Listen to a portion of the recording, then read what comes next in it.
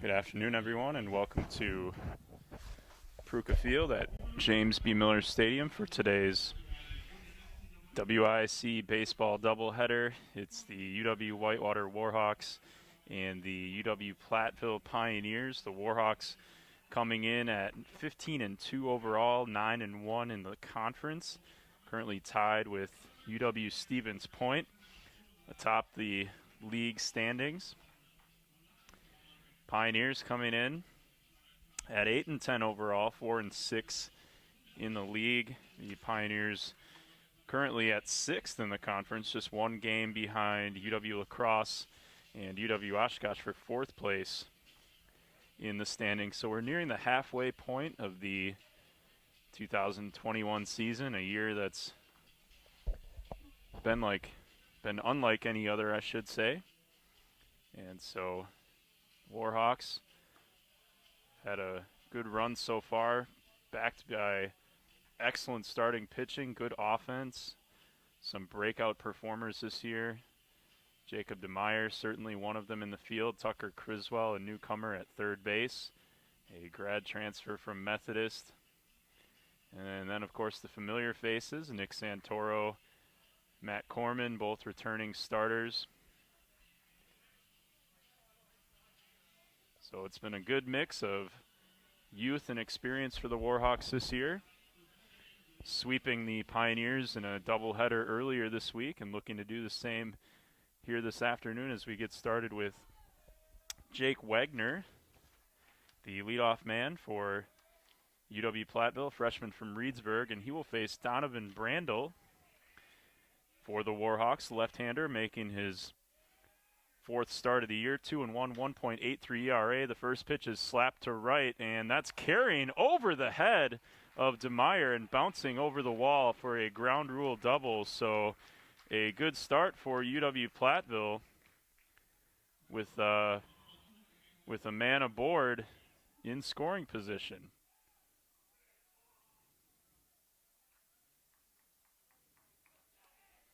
So the first pitch of the game is hit out to right. And the wind not a factor today, so the ball actually, if anything, maybe blowing a little bit in from left. Again, runner in scoring position right away for the Pioneers. And Brandel deals a first pitch strike to the second batter, Jonathan Kelso, a junior from Villa Park, Illinois. As Wagner, the leadoff hitter, leads away from second. Next pitch is inside for ball one. Brandel up to this point has been fantastic in the top 4 of that John Vodenlich rotation. 19 2/3 innings, 22 strikeouts for Brandel, and he draws a swing and a miss on a good pitch that was sat low and away. So 1-2 now, nobody out here in the top of the first. And the Pioneers with their leadoff runner aboard at second base.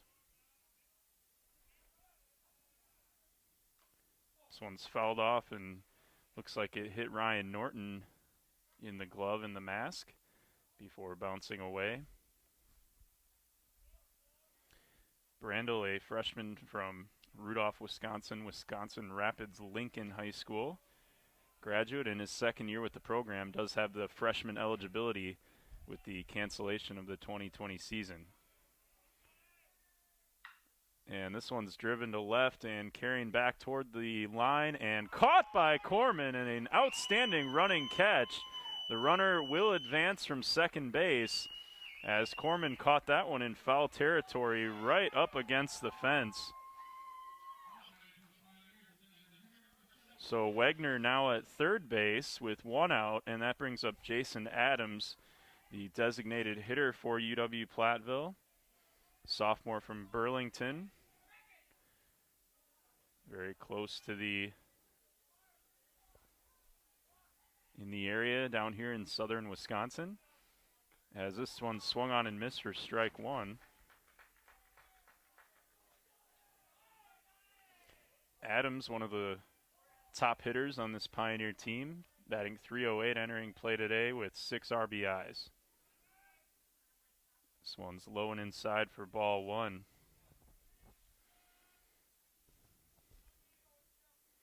Yeah, again, Brandel has been a big part of this Warhawk rotation. Weston Muir, Matt O'Sullivan, and Connor Spear also comprising that group.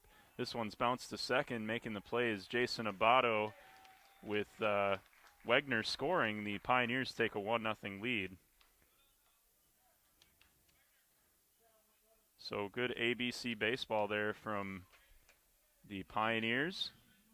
Leadoff double from Wegner. Kelso with a drive to left that was caught but moved the runner to third.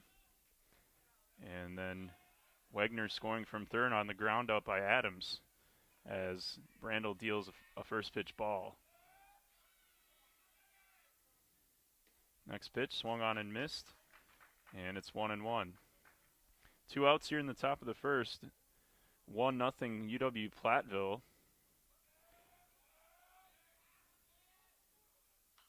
This one's hit off the netting behind home plate for strike 2.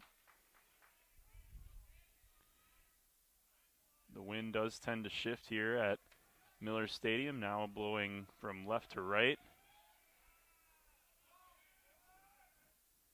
1-2 is hit foul toward the Pioneer dugout.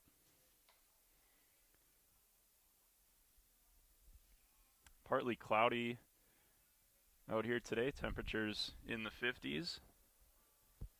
As always, does feel a little bit cooler out here at the baseball field.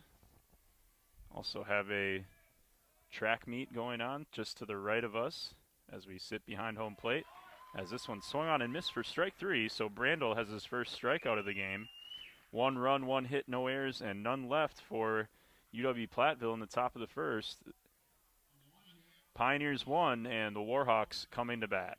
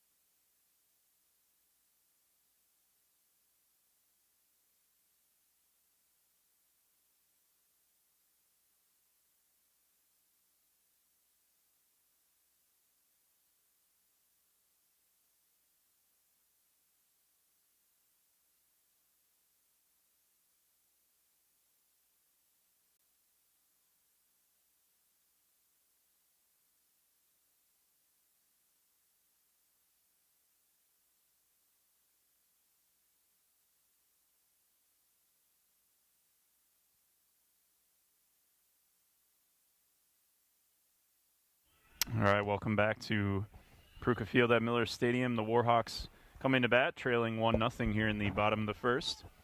It'll be Zach Campbell to lead things off for the Warhawks, and he looks at a first pitch ball off the outside corner. The pitcher, Sam Hernandez, a right-hander, freshman from Malone, Wisconsin, graduate of Fond du Lac High School. Next pitch also off the plate on the outside for ball 2.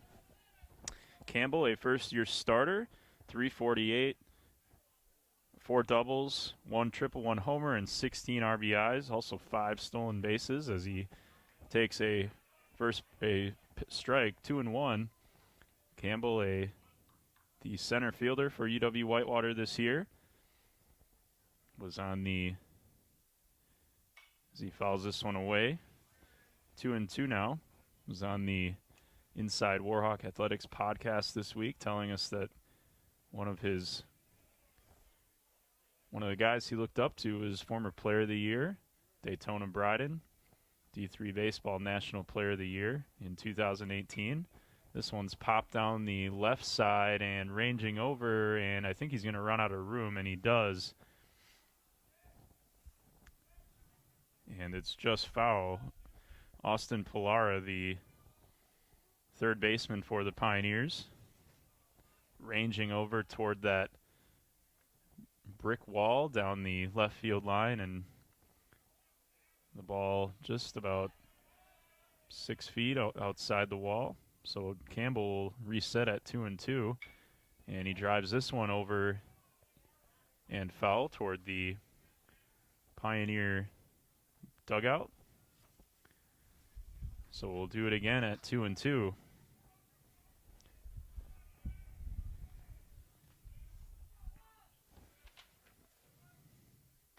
As he looks at one off the outside for ball 3. So Campbell's run it full against Sam Hernandez. 2-2 entering play today. 22 innings pitched, 16 strikeouts. This is his 5th start. And that one hit Zach Campbell, and he's going to take first base. So the Warhawks, much like the Pioneers, have their leadoff man aboard. And maybe now just a question from the Pioneer dugout. Coach Chad Harris making sure that ball did in fact hit Zach Campbell. As Zach now at first, and that brings up Brandel as he taps one foul toward the Warhawk dugout. Donovan doing some damage at the plate this year as well. Also batting .348. 5 doubles, 10 RBIs. Also bats from the left side of the plate. And he'll look to maybe find a gap somewhere as he bounces this one's foul toward the Warhawks for first base coach. I believe that's Armando Hernandez out there. So Brandel quickly behind 0-2 against his counterpart, Sam Hernandez.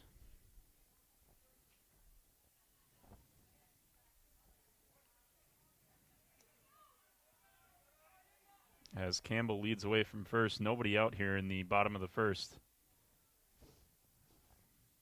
And he's out in front of a changeup, and it's popped up on the infield. And making the catch is Hunter Hopkins for out number 1. So that'll bring up Tucker Criswell with Campbell over at first. Criswell batting .389 this year, 6 doubles, 1 triple, 6 RBIs. He does have a team-high 13 walks. So driving that on-base percentage up close to 500. And this throw over to first is not in time as Campbell dives back. Criswell came to the Warhawks from Methodist University. He's a native of Tallahassee, Florida. Lawton Chili's high school grad as he looks at a curveball for a strike.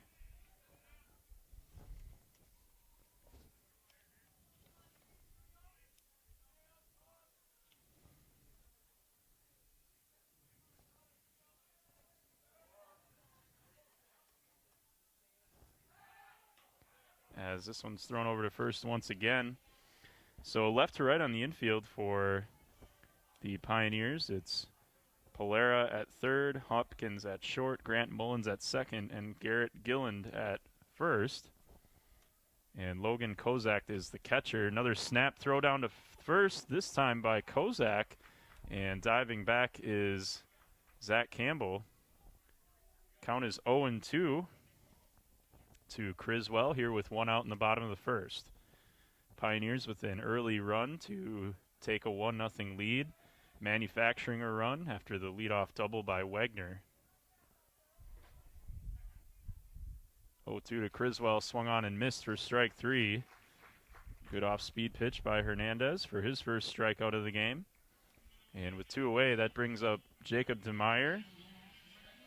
The Warhawks right fielder, a sophomore from Harshaw, Wisconsin, and graduate of Rhinelander High School. DeMeyer, the leading hitter for UW-Whitewater, 480 with 6 doubles, 2 homers, 17 RBIs, also has 6 stolen bases, and he's scored 18 runs. That's third on the team. And he squares to bunt, and this one is pulled back, and it's a ball low and outside. Good pickup there by Logan Kozak. Left to right on the outfield for the Pioneers. It's Wagner in left, Kelso in center, and Jordan Collins playing right field. This one's taken for a strike. So 1-1 to Jacob DeMeyer, the recipient of a spot on SportsCenter's top 10 a few weeks ago for his diving over the wall catch in foul territory down in right field.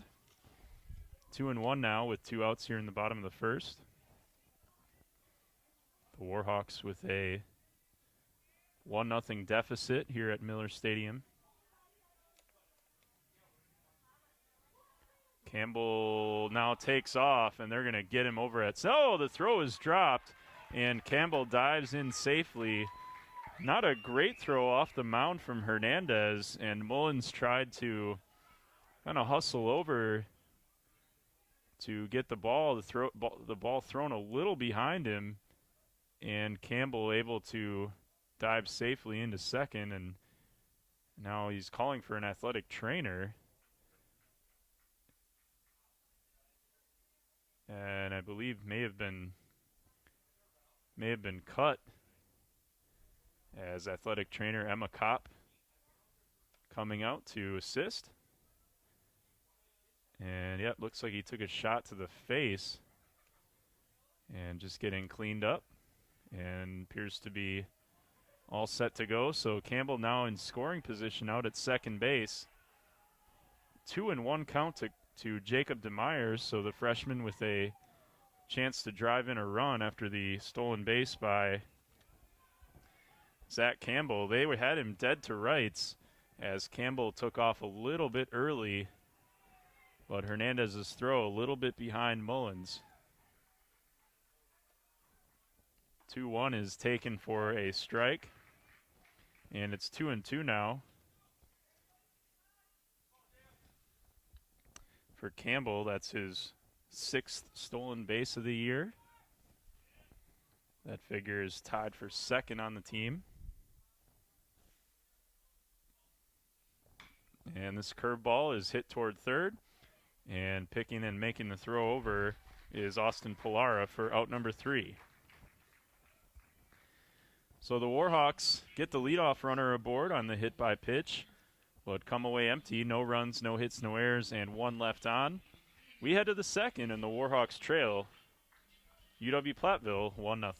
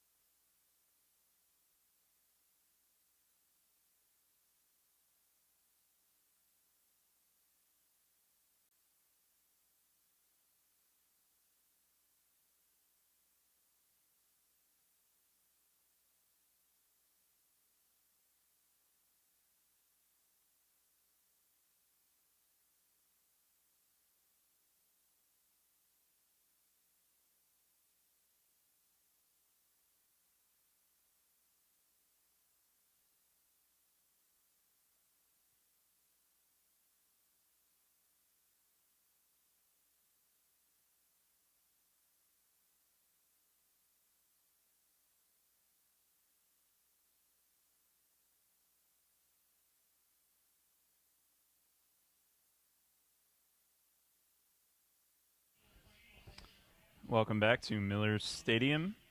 Top of the second, Jordan Collins, the right fielder, will lead it off against Donovan Brandel, who's out for his second inning of work.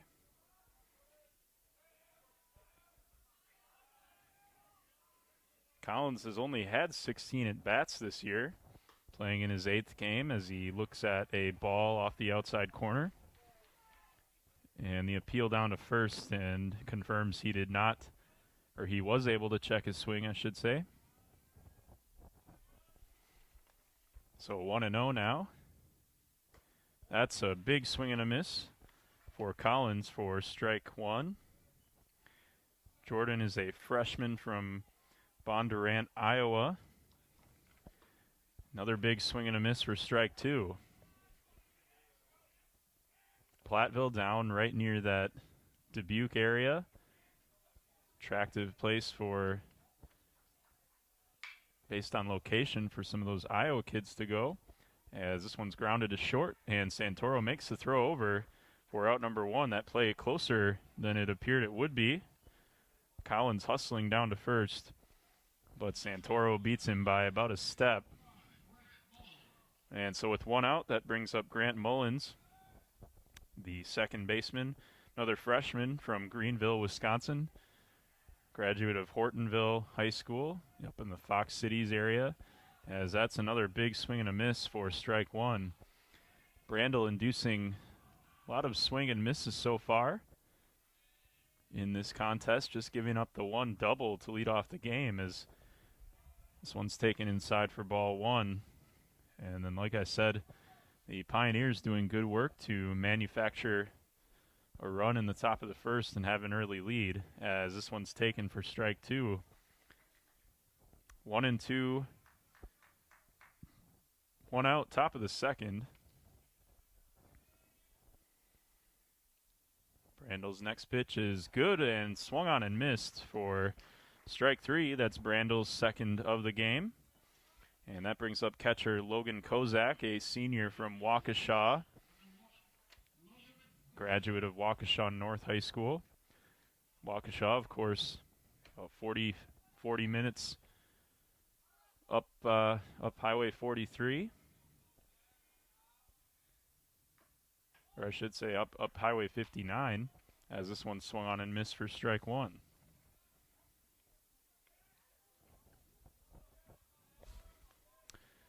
Kozak making his 11th appearance.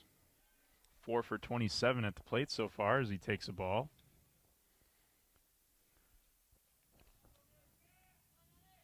Brandel, the reigning WIC pitcher of the week, as this one's hit foul up against the screen. A couple of appearances last week. Didn't allow a run.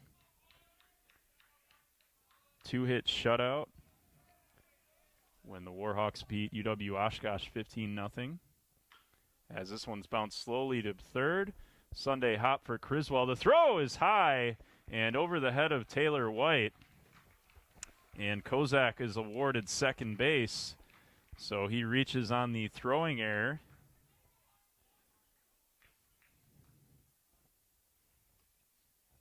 By Tucker Criswell, and is in scoring position for Austin Pollara.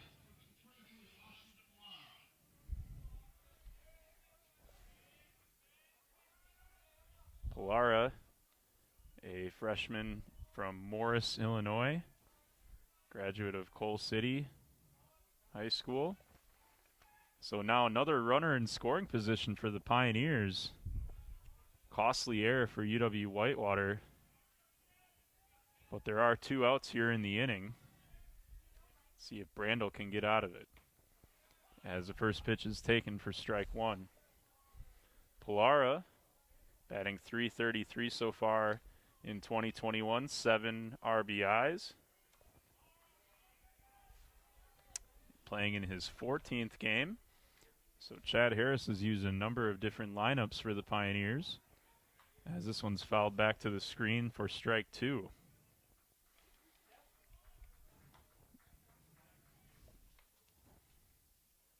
And UW-Platteville right on the edge of the top half of the league. Just one game behind La Crosse and Oshkosh for 4th place. This one's taken on the inside corner for strike three. And Brandel gets out of the jam after the 2-out error. So no runs, no hits, 1 error, and 1 left on base. We head to the bottom of the second, and it's UW-Platteville 1, UW-Whitewater 0.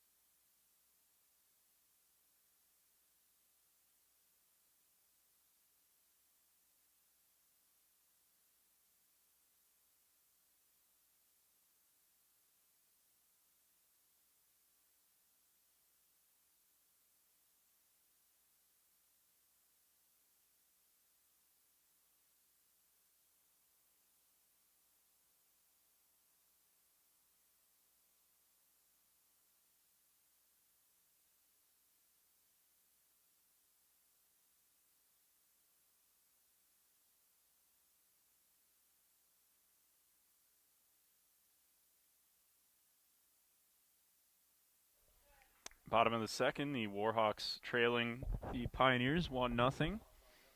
Nick Santoro will lead things off in the bottom of the second. He takes a curveball low and away for ball one. Santoro, .352 batting average, 5 doubles, 11 RBIs. Leads the team with 11 stolen bases as he takes a strike. Santoro also on the podcast this past week, telling us about his career at UW-Whitewater. And this one's lined into left for a base hit. So the Warhawks' first hit of the game comes off the bat of their right-handed hitting shortstop. And the Warhawks have the leadoff runner aboard again. And that brings up Taylor White, the left-handed hitting first baseman. Taylor from Highlands Ranch, Colorado, Thunder Ridge High School graduate. Swings and misses at the first pitch for strike one.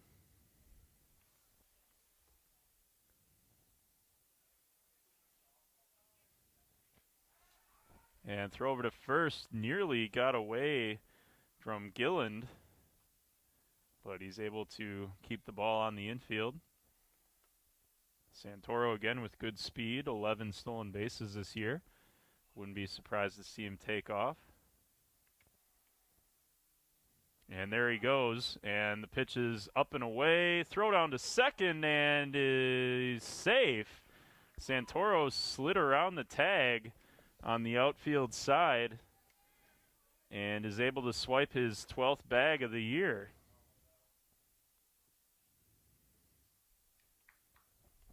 That play very close down at second base. Looked like the throw might have beat him, but Santoro slid around the tag and is able to get himself into scoring position with Taylor White at the plate. This one's high and outside for ball two. Taylor this year is batting .357, making his 5th start of the year. 3 doubles, 5 RBIs.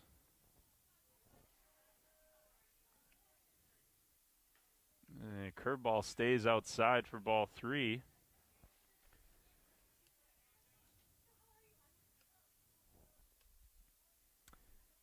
So Taylor way ahead, 3-1 with Santoro out at second and nobody out.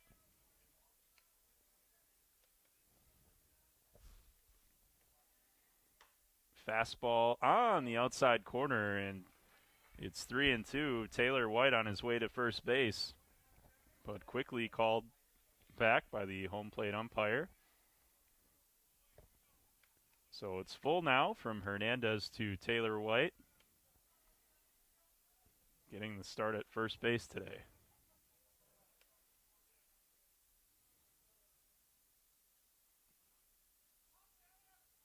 Long look at Santoro, and now White drives this one into the left center field gap. That is way back and off the top of the fence and gone. Taylor White with a 2-run homer out to left center field, just over the 367 sign. And the Warhawks lead 2-1. That's White's first homer of the season. He does it on a 3-2 count, goes the opposite way, and the Warhawks lead 2-1. So good for Taylor White to barrel one up. And I think that ball stuck in on top of one of the pine trees out there. That ball again bounced off that yellow padding on the top of the fence and out of here. A line shot hit by White, as this one's lined through the right side by Corman, and he's aboard with a base hit. So the Warhawks working quickly here in the bottom of the second, already 2 runs in, and now another runner aboard as Matt Corman is at first base, and that brings up Jason Abato, the Warhawks senior second baseman, Delafield native, Kettle Moraine High School graduate. Jason getting the start at second base today as Coach Vodenlich has been rotating as Abato swings and misses for strike one. Coach John Vodenlich has been rotating players over at second base. Sam Vomhoff making some starts over there. Also Brian Sturdivant. But Jason Abato getting the start today. And this one's thrown down to second, and Corman is safe. The ball getting into center field. The throw to third, and Corman is there on the throwing error by Logan Kozak. So credit Matt with a stolen base. And advancing to third on the air, and time is called, and UW-Platteville is going to have a quick meeting on the mound as things unraveling a little bit for the Pioneers after the two-run homer by Taylor White.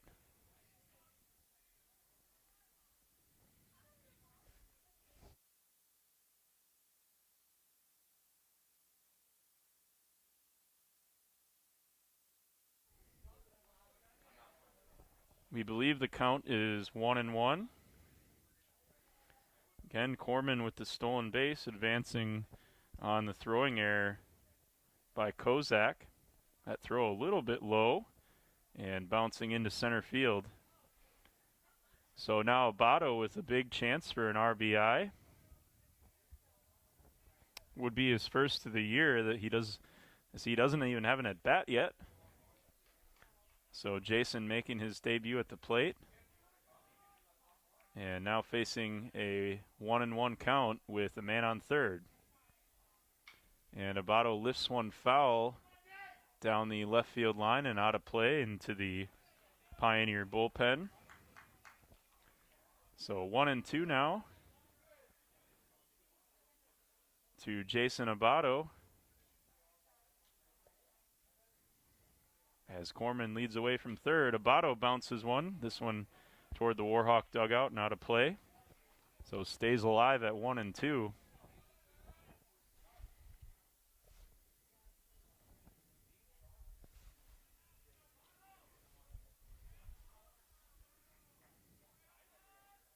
Abato looking to increase the Warhawk lead as this one gets away from Kozak, and Matt Corman's going to score on the wild pitch. And it's 3-1 Warhawks. The base is now clear as Abato faces a 2-2 count.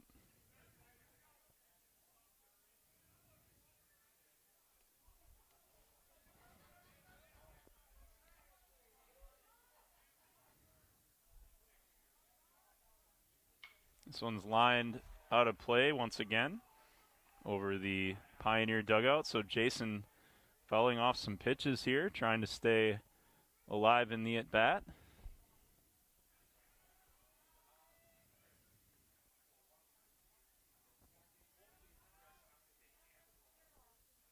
This one's off the end of the bat, dribbled down the third baseline. Hernandez picks up, throws, and Abato beat it.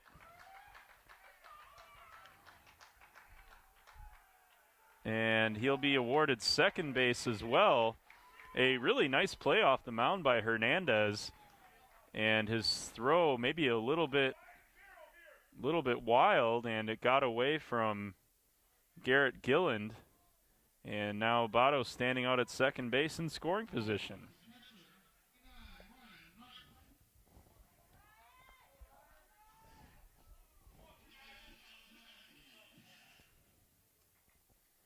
So Ryan Norton, the batter now, back in there at catcher for the Warhawks after missing last week's games.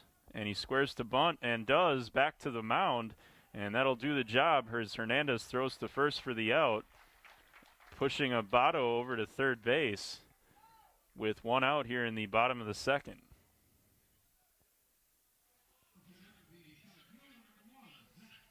And Campbell now with a chance for an RBI, can do it on a fly ball.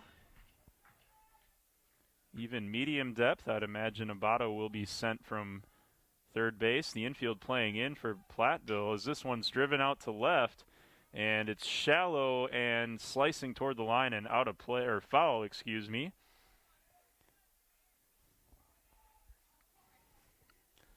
That ball about 10 feet off the line just kept slicing toward that side fence over there, and Pilara, the third baseman, and Wagner converging on the ball, but just out of reach.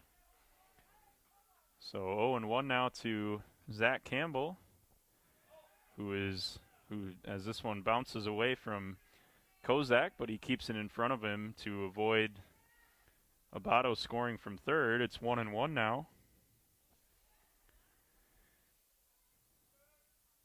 Campbell was hit by a pitch to start the game, so he's officially 0 for 0.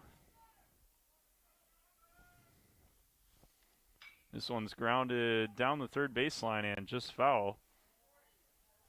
So 1-2 now to the Warhawks left-handed hitting center fielder.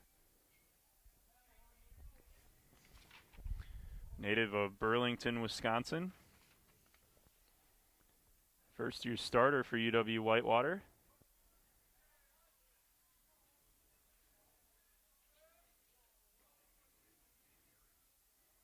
And a swing and a miss by Campbell for strike 3. So good job by Sam Hernandez to keep that ball out of play. And the infield going back now for the Pioneers with 2 outs. Donovan Brandel will look to help himself with Abato over at third in scoring position.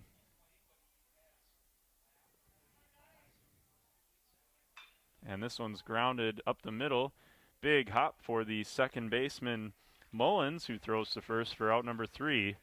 So Hernandez leaves Abato stranded at third.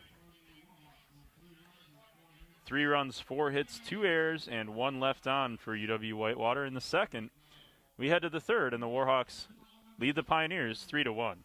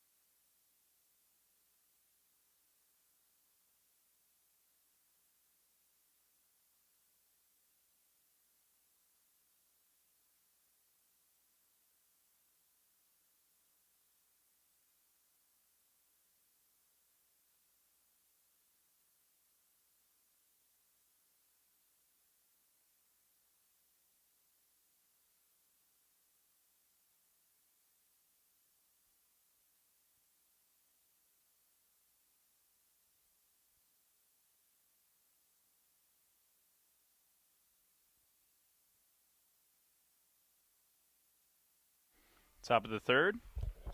Donovan Brandel will face Hunter Hopkins, the number 9 hitter, swings and misses for strike 1. Did check on that home run by Taylor White, and that is the second home run of his career. Hit one back in 2019, which seems like a long time ago, but it was actually the Warhawks' most recent full season.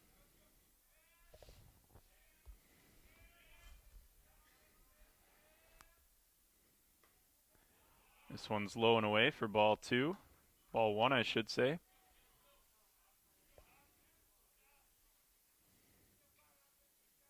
So 1-2 now from Brandel to Hunter Hopkins, the Pioneer shortstop. This one's fouled off the mask of Ryan Norton and out of play.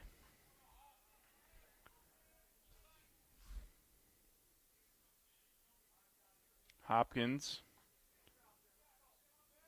making his 11th appearance, 3 hits so far this season. This one's low for ball 2.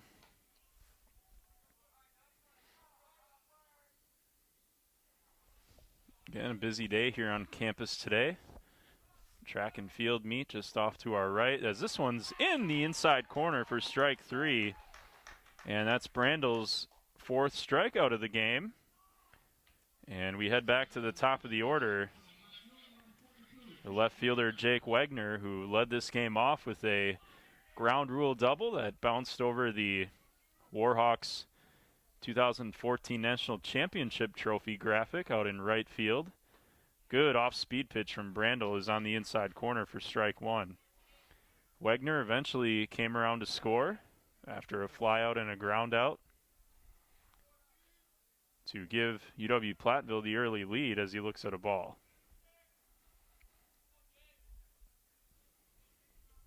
Brandl has been very good ever since that. Pitched around a 2-out error he fooled Wegner on that one, and it's strike 2. Pitched around an error in the 2nd, and now with a quick out here in the 3rd. And he gets another one as Wegner swings through. Strike 3, so 5 strikeouts now for Brandl. And that brings up Jonathan Kelso, junior center fielder for UW-Platteville. Kelso entered play today with the top batting average for UW-Platteville, .468. Been very productive, 11 doubles, triple, 2 homers, and 13 RBIs as he looks at ball 1. So Brandl will be very careful to the right-handed hitting center fielder for Platteville as this one lined into left for a base hit. Couple of hops to Corman, and he throws in to hold Kelso to a 2-out single.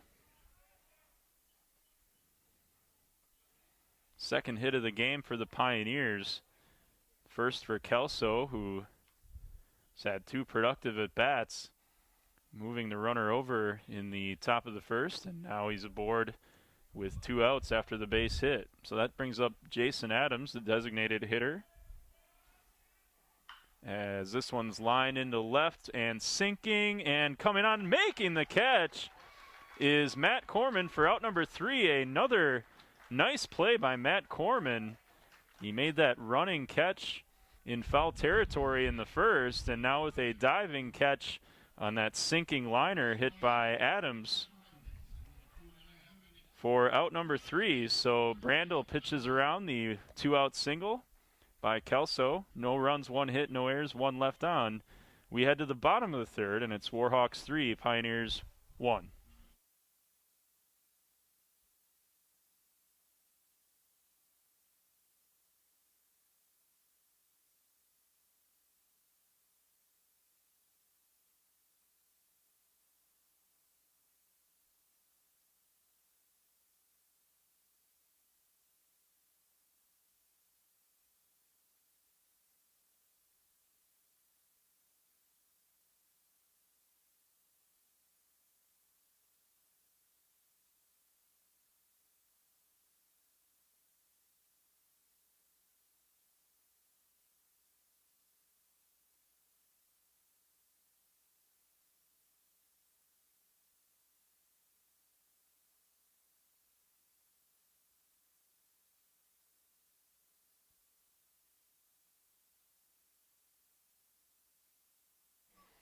Bottom of the 3rd, Tucker Criswell will lead things off for UW-Whitewater. The right-handed hitting third baseman struck out back in the 1st inning. Again, graduate transfer from Methodist as he looks at a curveball that went low and away for ball 1. 3-1 Warhawks, bottom of the 3rd here at Miller Stadium. A very nice day here in Whitewater. Maybe a tad windy as Criswell swings through for strike 1. A tad on the windy side, but temperatures in the mid-50s. Criswell looks at another ball low and away, 2-1.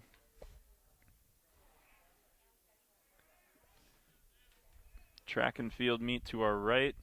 Also men's tennis in action, just about to get underway against UW-Eau Claire. Should be a good match at Wangerin Courts, which is just to the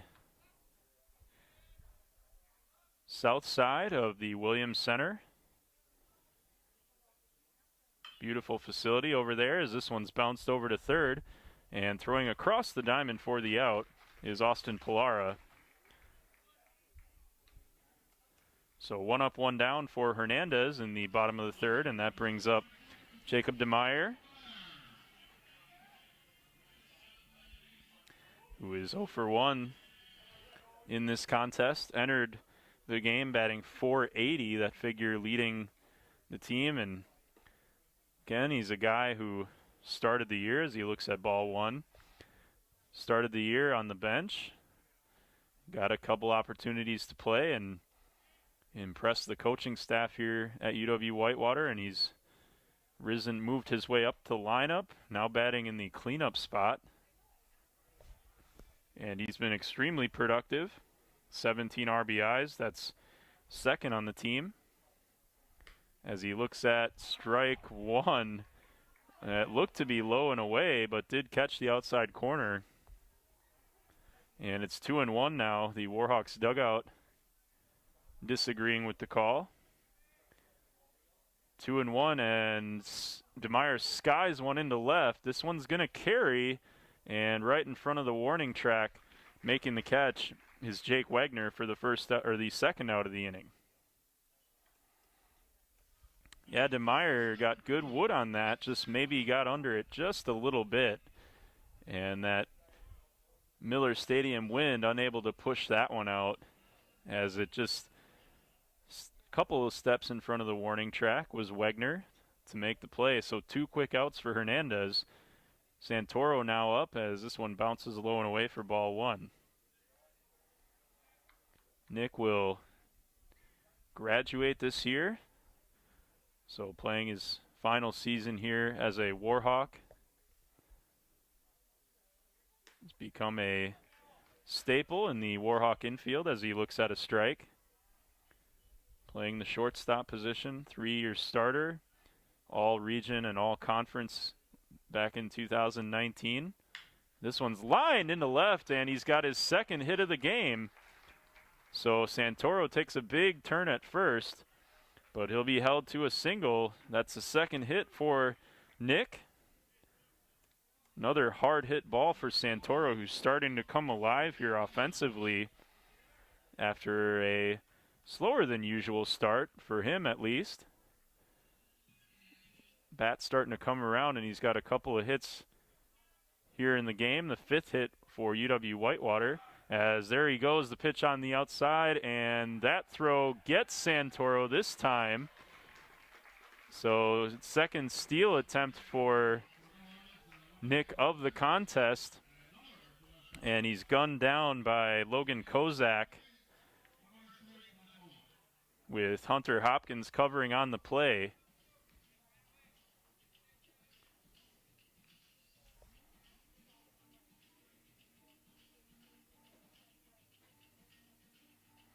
So Santoro's caught stealing, so no runs, 1 hit, no errors, and none left on. Taylor White will lead off the bottom of the 4th for the Warhawks. We head to the top of the 4th, and the Warhawks lead the Pioneers 3-1.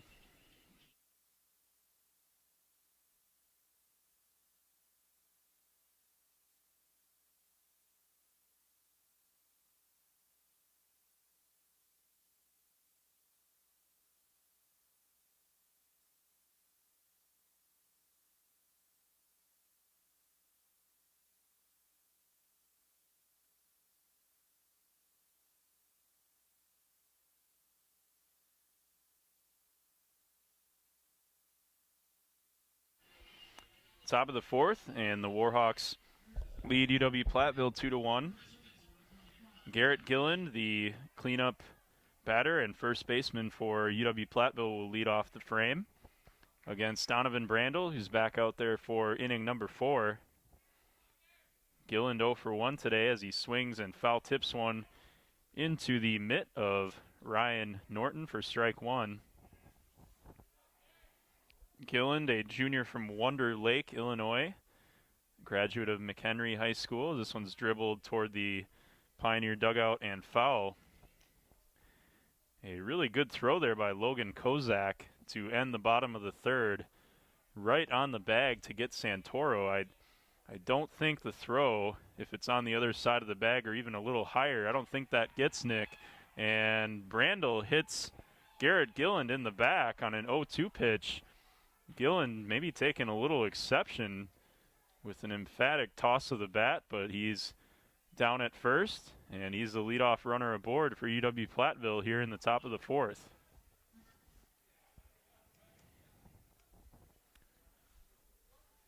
So that brings up Jordan Collins, the red-handed hitting right fielder for the Pioneers, as Gilland leads away from first and tries for a bunt, and he offered for strike one. Norton hopped right up out of his stance and keeping Gilland honest over at first base.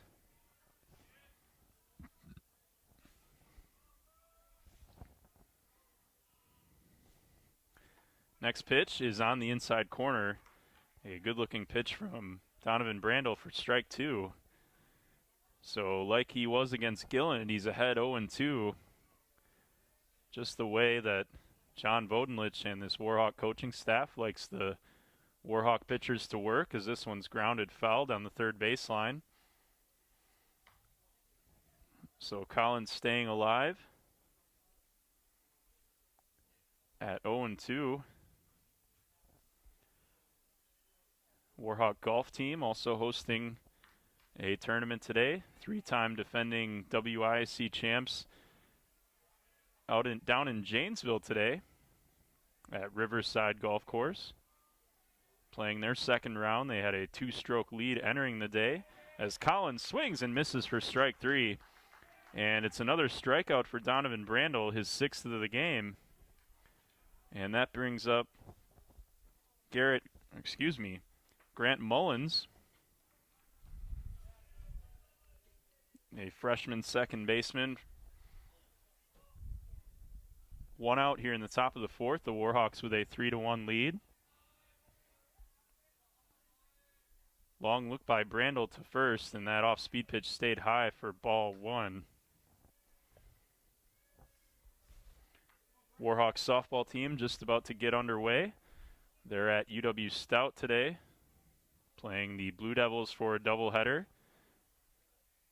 Throw down to first by Brandel, and diving back is Garrett Gilland. Brenda Volk's team looking to get back on track after a couple of losses at UW-Oshkosh earlier this week. Swing and a miss by Mullins, and it's 1-1 now from Donovan Brandel.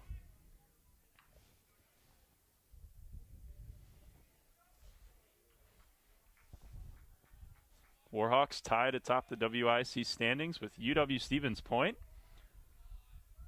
entering play today, as this one's right down the middle for strike two. Pointer's a bit of a surprise this year, not accustomed to see any teams other than UW-Whitewater and UW-La Crosse atop the conference standings over the last 5 years. So the Pointers breaking their way into that top two, as this one swung on and missed by Mullins, and another strikeout for Donovan Brandel, his seventh of the game. And that'll bring up Logan Kozak, the catcher, who threw out Nick Santoro, trying to steal second base to end the bottom of the third. Runner at first is Garrett Gilland, hit by a pitch to start the inning on an 0-2 pitch from Brandel. And there he goes, swung on and missed. Throw down to second by Norton, and Gilland is safe. So Garrett Gilland with his second stolen base of the year.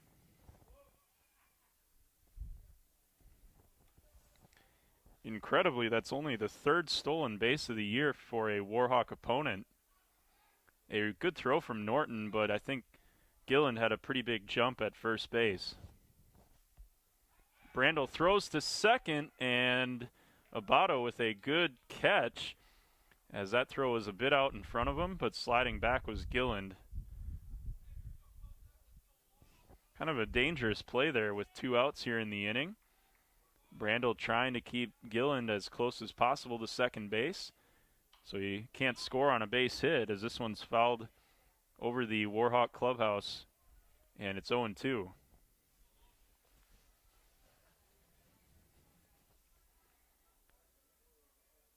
Spring break has commenced here at UW-Whitewater.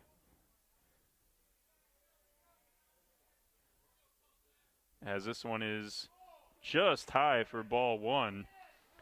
Brandel and Norton wanted that pitch, as Ryan held it just an extra second or two for the home plate umpire to take a look. Gilland out at second, 2 outs here in the top of the 4th. Swung on and missed by Kozak, and Brandel strikes out the side after Gilland reaches on the hit by pitch. That's strikeout number 8 for the left-hander. So we head to the bottom of the 4th after the Pioneers leave a runner aboard, and it's 3-1 UW-Whitewater.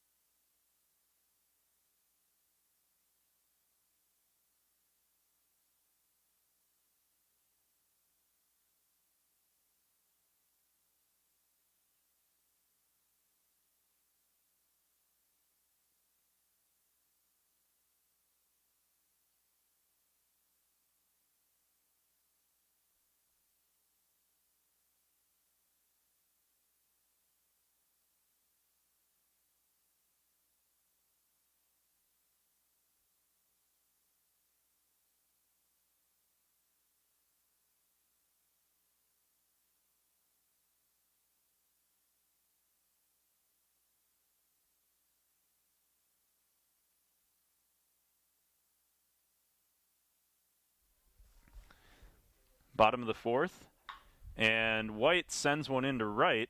This one will stay in the ballpark, and it's caught by Jordan Collins for the first out of the inning. Taylor hit that 2-run homer when opposite field back in the bottom of the 2nd. That was a 3-run inning for the Warhawks.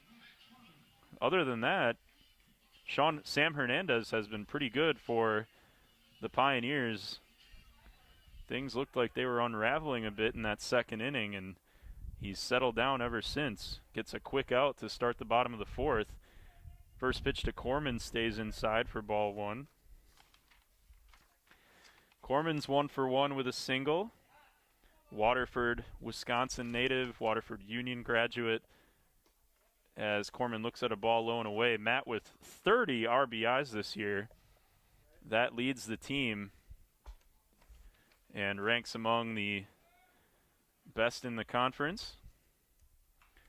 Ooh, big swing and a miss there from Corman. He had a pitch he liked.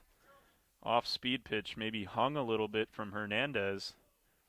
And Corman had a chance to center one up there.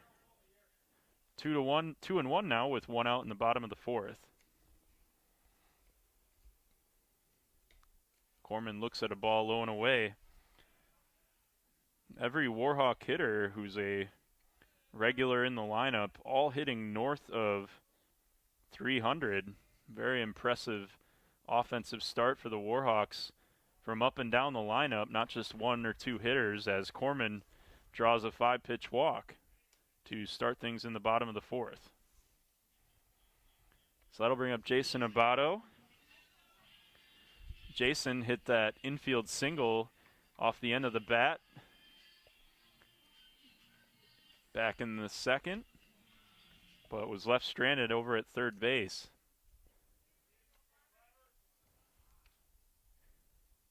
That one stays high and away for ball one. Wouldn't be surprised to see Corman take off here. He's had 5 stolen bases entering today, had his 6th stolen base back in the second.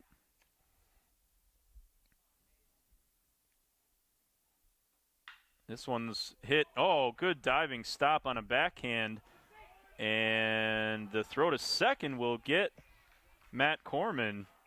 Great play by Garrett Gillen. That ball looked like it was going to go through for a base hit. And he made a great backhand stab. A tough play for a first baseman, especially one who's covering or who's holding the runner on. So the Pioneers get the force out over at second. No chance to get Abato at first for a double play. So Ryan Norton comes up with 2 outs and Abato at first.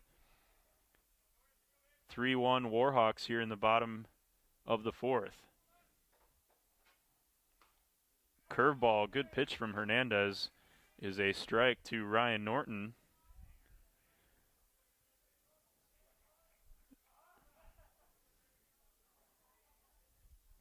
Norton is officially 0 for 0. As this one's hit to third. And easy play for Pilara. And the ball dropped at first base.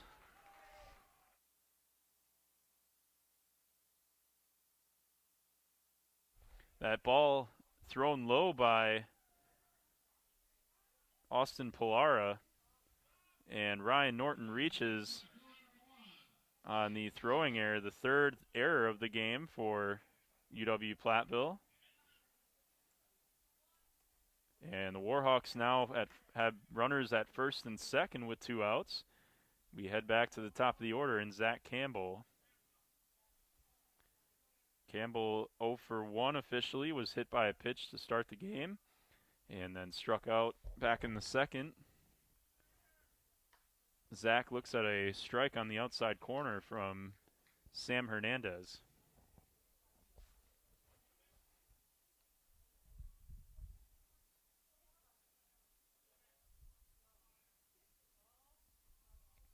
Certainly a fun time of year with the weather starting to come around and number of Warhawk teams in action. Slow curveball stays outside and maybe a little bit low for ball one.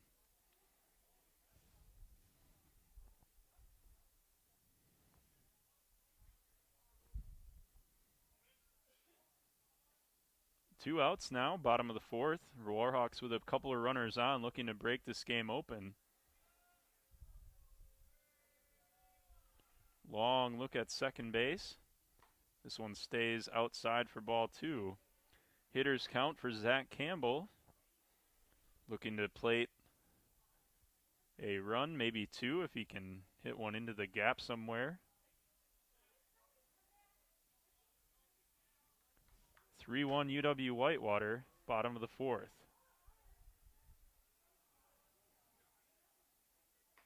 That one stays just high for ball 3, so Campbell way ahead of Hernandez at 3-1. Couple of runners already on. And Donovan Brandel waiting in the on-deck circle with potentially a chance with the bases loaded.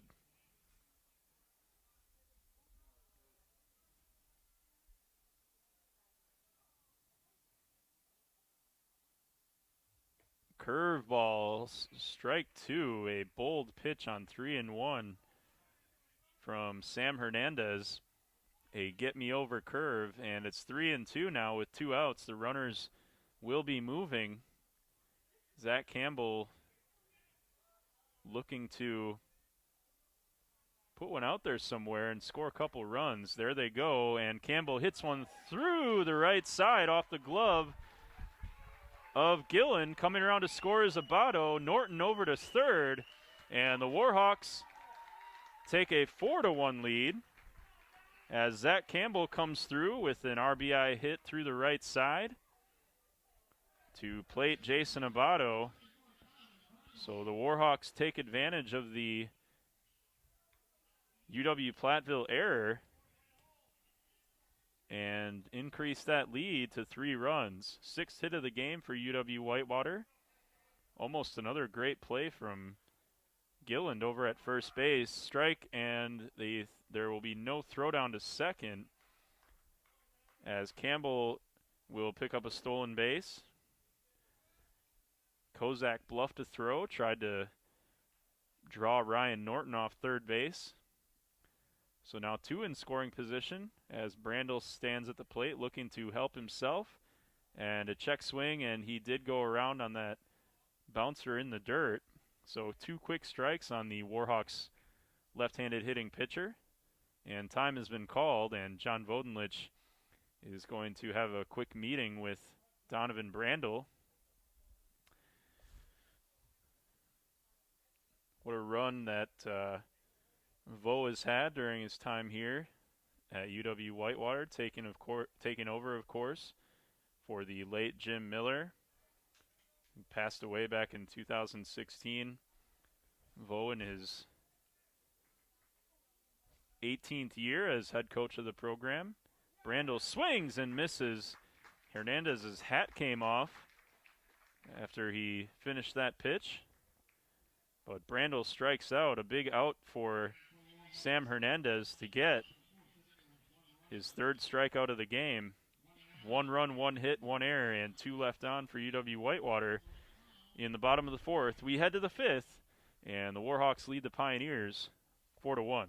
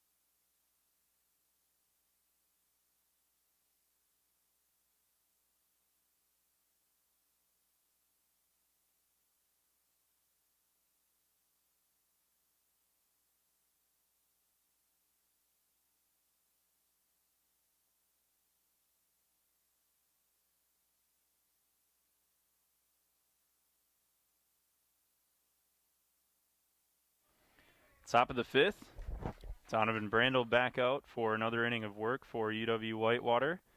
First pitch is a strike on the inside corner to Austin Pilara, who is 0 for 1 today. Brandel with 8 strikeouts so far, as this one's fouled over the Warhawk clubhouse and out of play. A lot of strikeouts this year up and down that Warhawk pitching staff. 38 for Weston Muir entering play today, as this is a ball in the dirt. Matt O'Sullivan with 62 strikeouts in 40 innings. Of course, he had that 17 strikeout gem against Finlandia. Also had 14 against the Pioneers on Wednesday, as this one swung on and missed. Another strikeout, that's number 9 for Brandel, and Hunter Hopkins will step to the plate. Hopkins, a freshman, another young player for this Pioneer team. Graduate of Winnebago High School down in Illinois. Squares to bunt and pulls back and looks at ball 1. Warhawks, winners of 7 straight, entering play today. This one bounces low and away for ball 2. Stevens Point at 9-1, tied with UW-Whitewater atop the league standings. The Warhawks did play the Pointers to start, or rather in their second and third games of the year. And those were both UW-Whitewater victories, however, not counting as conference games, as this one's bounced toward the hole at short. Backhand play, Santoro, big throw across the diamond, and it gets Hunter Hopkins by a half a step. Beautiful play from Nick Santoro, and 2 away quickly for Brandel, and that brings up Jake Wagner. The right-handed hitting left fielder is 1 for 2 today. He's scored the lone run for the Pioneers back in the first inning. Great play from Santoro, not an easy one, as this one's hit down the right field line and fair, and into the corner. Digging it out is DeMeyer, and Wagner will have a stand-up double. Maybe could have tried for third on that play, but not going to test the arm of Jason Abato, who cut that throw off from DeMeyer in right. So another extra base hit for Jake Wagner. That's his second double of the game. Another first pitch hit as well, as I believe Wagner sent the first pitch of the game bouncing over the right field wall for a double. So Wagner going the opposite way a couple of times, and now he sets up Kelso for an opportunity, the leading hitter for the Pioneers. Wagner and Kelso have combined for all 3 hits in this contest, as he looks at a first pitch strike from Brandel.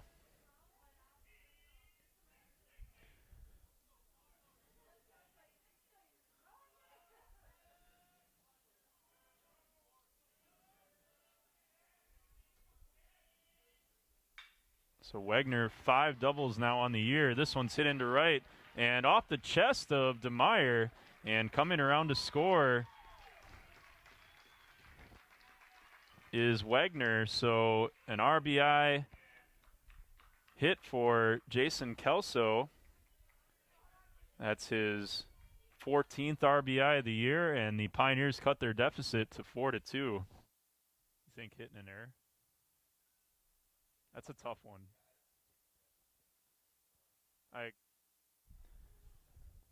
So the little bobble out there by DeMeyer, but I think Wagner would have scored anyway, as he had a good jump there with 2 outs. And now out to the mound for a visit is John Vodenlich. 2 quick outs there in the inning for Brandel, and all of a sudden 2 pitches later, or 3 pitches later, a couple of hits for UW-Platteville, and the Pioneers have cut this lead down to 4-2. Wagner and Kelso doing damage for UW-Platteville at the top of the order.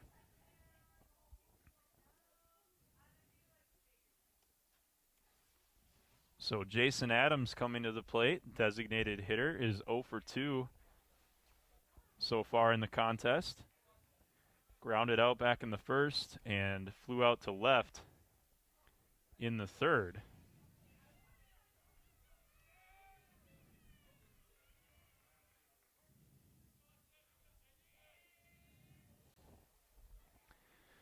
So 2 outs now. The runner at first is Adam, or I should say Kelso, as Adams looks at ball 1. Top of the 5th, 4-2 Warhawks, a run already in for the Pioneers, looking for more. There goes the runner, and no throw down to second base, as Kelso had a huge jump over at first, and he's in scoring position now for Jason Adams, who's got a 2-0 count. Adams plating that run back in the first, as he swings and misses at a good off-speed pitch from Brandel. Pioneers playing ABC baseball back in the first. Leadoff double. A fly ball that moved the runner over, and then a ground out to score him. Quick meeting now with the third base coach and Jason Adams. Maybe was given the take sign on that 2-0 count. Maybe. Just a quick meeting, though, as Adams now digs in against Brandel, who's looking to escape a little jam here in the top of the 5th with the runner out in scoring position. Brandel takes a long look out at second. This one's popped on the right side, and that's going to get out of play over near the Hawks Nest seating area here at Miller Stadium. 2 runs, 4 hits, 3 errors for UW-Platteville. 4 runs, 6 hits, and 1 error for the Warhawks.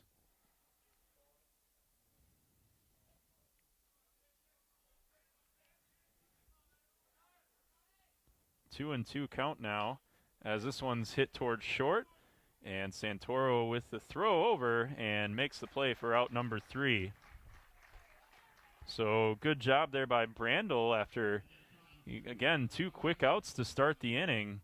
And then the Pioneers with back-to-back hits to play to run. 1 run, 2 hits, no errors, and the runner left on base, Kelso, over at second. We head to the bottom of the 5th, and UW-Whitewater leads UW-Platteville 4-2.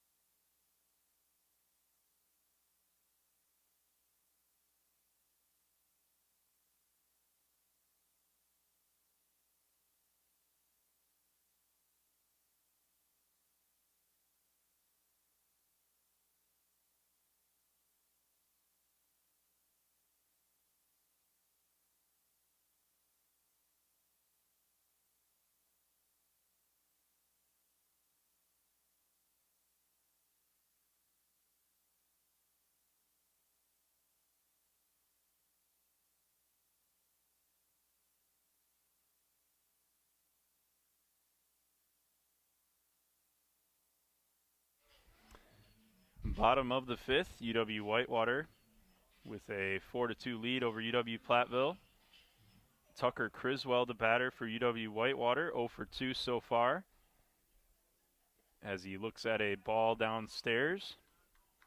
Tucker was all conference and all region in his final season at Methodist, making his way north to Wisconsin as this one is low and away for ball 2.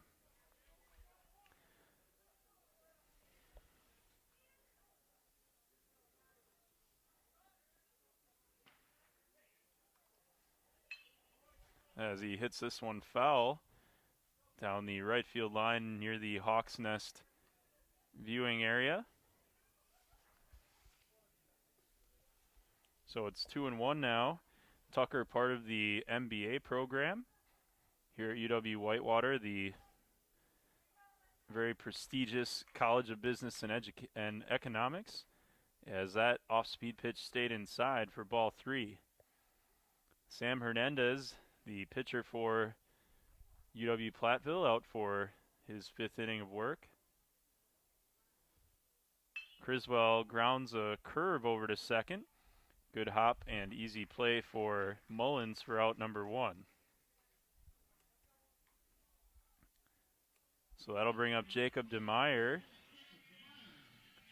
who is 0 for 2 today, but again has been an offensive juggernaut for UW-Whitewater so far here in 2021. This one is low and away for ball 1.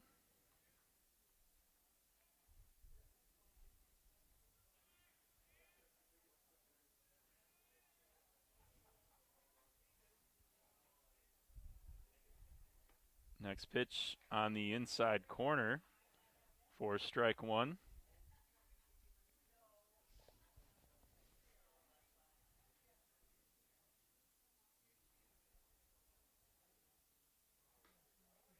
That one's way outside for ball 2.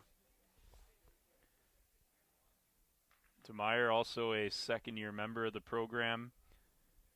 That 2020 season was cut short. 3 games in for the Warhawks before the cancellation in that second week of March, as this one's outside for ball 3. I think that's a week that we'll all remember when sports stopped back in 2020. Now just over 13 months later, we're playing baseball again, as this one is outside and low, getting away from Kozak for ball 4. Kozak does chase it down, and DeMeyer will draw a 5-pitch walk. And Nick Santoro, the batter, and now a coach coming out of the dugout, and we're going to have a meeting on the mound for the Pioneers. I think there was some activity in that UW-Platteville bullpen. Not sure that Hernandez will be pulled. I think this is just a quick meeting.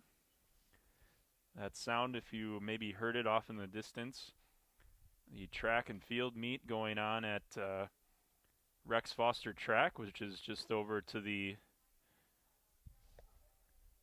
south of Miller Stadium. Track events started just over an hour ago. So we heard the starter's gun just moments ago. So DeMeyer's over at first with 1 out in the bottom of the 5th, and the Warhawks with Nick Santoro at the plate. Hernandez still out there for the Pioneers. DeMeyer leading away from first, and Santoro looks at a strike on the outside corner. DeMeyer does have 6 stolen bases entering play today in 7 attempts. And we know John Vodenlich is aggressive on the base paths. As DeMeyer dives back into first, maybe leading just a little bit. Hernandez making the throw over.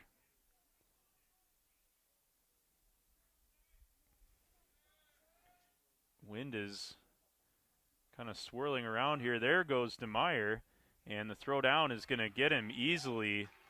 So the Pioneers anticipating that one. DeMeyer cut down at second base, caught stealing. That's second time a UW-Whitewater runner has been cut down. And now it's 0-2 on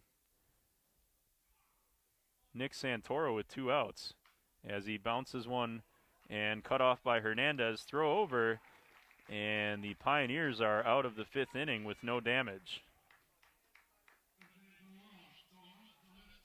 So a 1-2-3 inning, not in the conventional way, but Hernandez only facing 3 hitters after DeMeyer walked and was thrown out trying to steal second. We head to the 6th, and the Warhawks lead the Pioneers 4-2.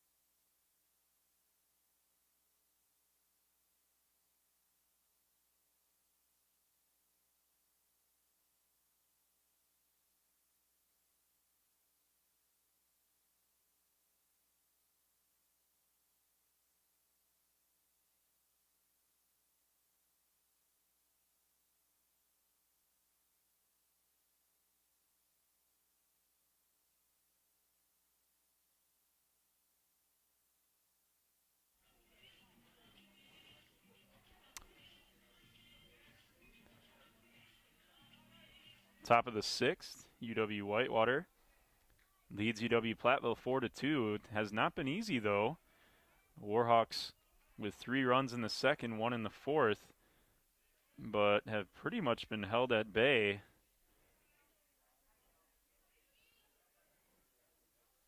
Save for the 2-run homer by White and an error, 3 errors, I should say, by UW-Platteville as Brandel's back out there. Just threw his 75th pitch, and it's a strike, so it's 1-1 to Garrett Gilland as this one's hit foul into the Warhawk bullpen, I should say. Donovan, 9 strikeouts today. But the Pioneers have been opportunistic. The two at the top of the order, Wagner and Kelso, doing all the damage. As right on cue, Garrett Gilland adds to the Pioneer hit total with a leadoff single out to left on a 1-2 pitch. So with nobody out, Collins comes to the plate. And maybe looking to move a runner over here. Criswell playing on the edge of the infield grass. He does square to bunt, throw over to first, and Gilland is back safely. Gilland does have a stolen base, so Brandel may keep a close eye, but it appears that Collins may try and sacrifice him over, and he does square to bunt, and it's offered and missed for strike one.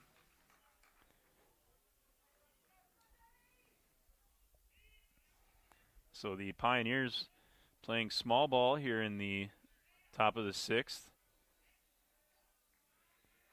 trying to move runners, and they've been successful so far as this one's thrown over. Diving back is Gilland. Warhawks and Pioneers met earlier this week down in Platteville. UW-Whitewater coming away with a pair of wins. Squares to bunt again, and another throw over by Brandel, and Gilland is back easily. The Warhawks with a 5-1 win in the opener of that doubleheader. Weston Muir going 8 innings. And in game 2 it was 7-0. This one's high, but it looks like Collins offered, and he did, says the home plate umpire. And it's strike 2. And the third base coach checking on that and imploring the Pioneer dugout to not to keep quiet over there a little bit. Swung on and missed by Collins on a high fastball from Brandel, and Donovan has his 10th strikeout of the game. So Collins trying to sacrifice there, was unable to do so, and then swung on and missed for strike 3. So 1 out for Brandel with the runner at first, and that brings up Grant Mullins. Mullins takes inside for ball 1. These opposing hitters have really, they do make the Warhawk pitchers work. Taking a lot of pitches, getting deep into counts. Brandel's offering is hit towards short, could be 2. Throw to second for 1. Relay by Abato is safe, is the runner. Mullins just beating the relay throw from Jason Abato. That play very close at first base. Looked from our vantage point that he maybe had him by a half a step, but the first base umpire ruling that Mullins beat it. So 2 away now, and that brings up Logan Kozak, 0 for 2 so far for the right-handed hitting catcher. And he squares to bunt and looks at a strike. 2 outs here in the top of the 6th, so maybe Kozak trying to catch Tucker Criswell off guard down at third base. But he pulled it back and looked at a strike. This one's hit towards short. Santoro's been busy over there. Big throw across the diamond, and he gets Logan Kozak for out number 3. Good play by Nick Santoro, ranging over toward the hole and making a strong throw to first. No runs, 1 hit, no errors, and 1 left on. We head to the bottom of the 6th, and UW-Whitewater leads UW-Platteville 4-2.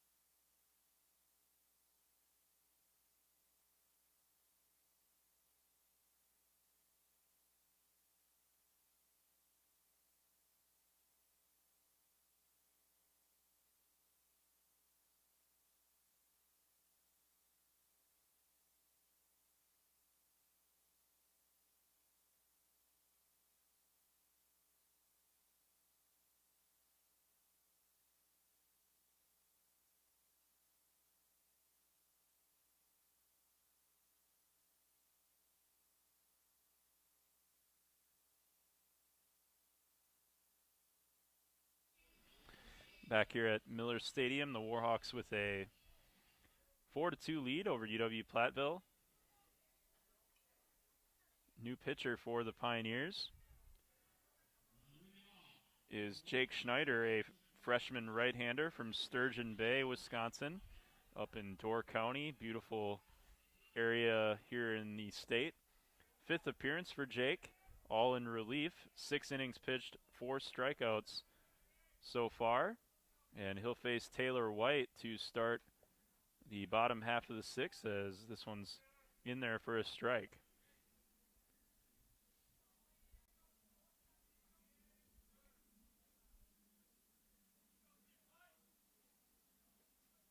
Bouncer on the next pitch for ball 1, low and inside. Taylor with a 2-run homer off the starter, Sam Hernandez, as this one's bounced down the left field line, foul for strike 2. The final stat line for Hernandez we're pulling up and we'll have for you momentarily. 1-2 now to Taylor White. And Taylor swings and misses at an off-speed pitch. And a strikeout to start the inning for Jake Schneider. So for Hernandez, 5 innings pitched, 6 hits, 4 runs, 2 earned, 2 walks, and 3 strikeouts. Also hit a batter. And like I said, Hernandez, other than maybe the one pitch to Taylor White that was hit out, really not a bad game, all things considered, for the young right-hander. As this one's taken for ball 1.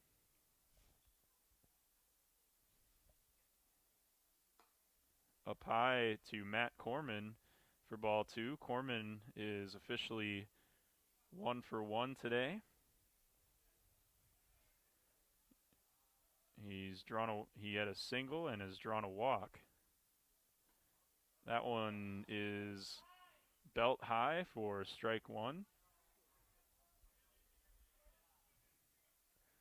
Corman again with 30 RBIs so far this year. That figure coming in 17 games, so left fielder's been very productive for UW-Whitewater in this bottom third of the order as he looks at another ball. 3-1 now.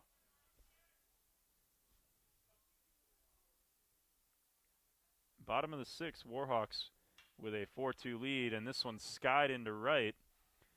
Should be an easy play for Collins. Drifting back now, and it falls in front of the warning track, and that's going to be a double for Matt Corman. That ball maybe kept drifting back there. The wind is blowing out to right a little bit.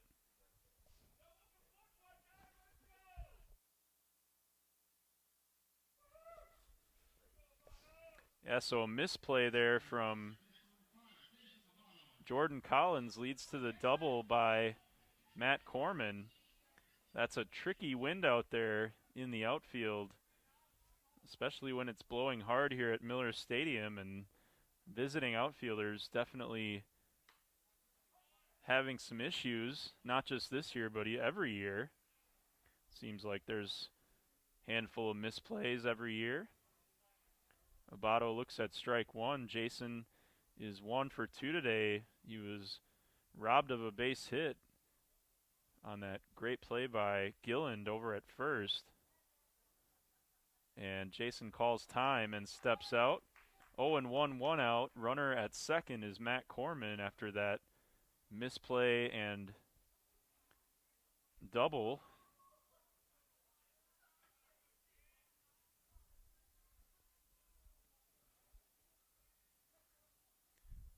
So Abato with an RBI chance. Looks at an off-speed pitch that stays away for ball 1. Jason getting the start at second base today for the most part this year. It's been Sam Vomhoff and Brian Sturdivant who've basically been splitting time at second base, 10 starts apiece. I believe Sam's been in that designated hitter spot as well. This one's grounded right back to Schneider, who throws to first for the out. And Corman had to stay out at second base. That ball was hit hard by Abato, but just a couple of hops out to Schneider. And there are two away now here in the bottom of the sixth. Ryan Norton steps to the plate. Norton is 0 for 1, entered play today, batting .340. He does lead the team with 3 home runs. If he can maybe put one in the right center gap, that ball might carry out of here. The wind blowing fairly hard out to right at this point. And he does hit one to the right side, but this one's shallow and down the line. And running out of room is the first baseman, Garrett Gillen. Took a spill over that brick wall, and that doesn't feel good. Top of that wall hitting his midsection. Really good effort by Gillen, who's had some nice plays over at first today, and he's taking his time to walk that one off. Nice round of applause from the crowd here. That was a little bit more shallow than the play that DeMeyer made a few weeks ago that landed on SportsCenter's top 10. To be clear, Gillen was nowhere near the ball. The ball well out of reach, but just ran out of room down that first baseline. And again, that's part of the deal when you're visiting a park you're unfamiliar with. Takes you a while to get the lay of the land. 2 outs, 1 strike, and Norton bounces one towards short, and trying to cut it off was Austin Pilara, and it bounced off his glove.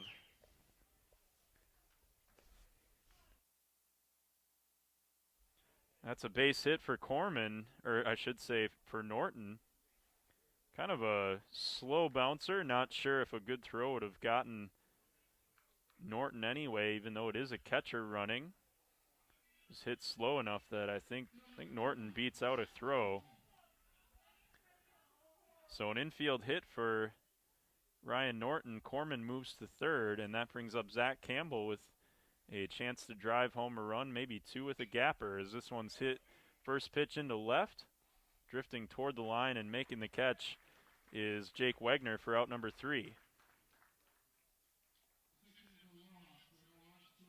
So Schneider gets in a little bit of trouble after the double by Corman and the infield hit, but leaves both runners stranded at the corners. We head to the 7th, and the Warhawks lead the Pioneers 4-2.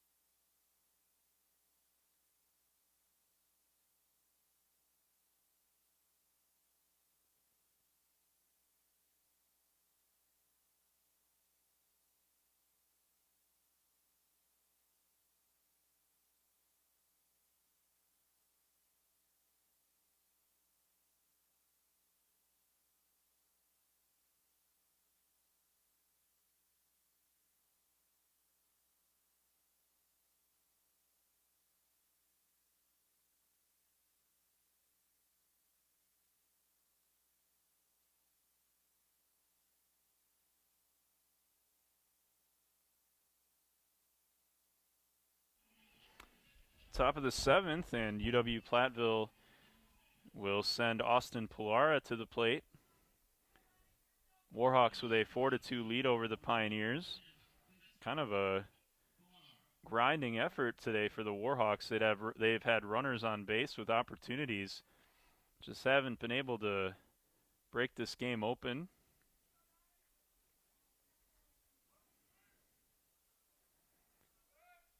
Donovan Brandel out there for another inning.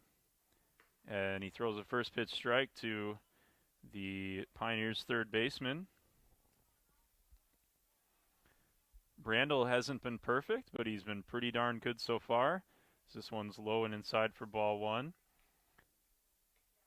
Allowed 5 hits, couple of runs. It does have 10 strikeouts. So he's had some success against this Pioneer lineup, as this one's grounded over to second. Picking Isabato and making the throw for out number 1. That'll bring up Hunter Hopkins for UW-Platteville. Good Warhawks defense so far in the contest. Just the one throwing error from Criswell. Other than that, a couple of nice plays from Matt Corman out in left. Nick Santoro showing some range and athleticism over at short, as this one's bunted foul. And Hopkins trying to catch the Warhawks off guard, tried to push that one down the first baseline, but that stayed foul the whole way and is picked up quickly by Norton for strike 1. Warhawks softball team in action at UW Stout with a 3-0 lead in the bottom of the third. This one's hit foul behind home plate. It's coming back a little bit, but Norton's going to run out of room. That one bouncing off the gravel to our right behind home plate by a cluster of Warhawk fans. So quickly 0-2. Donovan Brandel, pitch number 90 coming up for the left-hander. This one stays low and away for ball 1. Hopkins 0 for 2 coming into this at bat.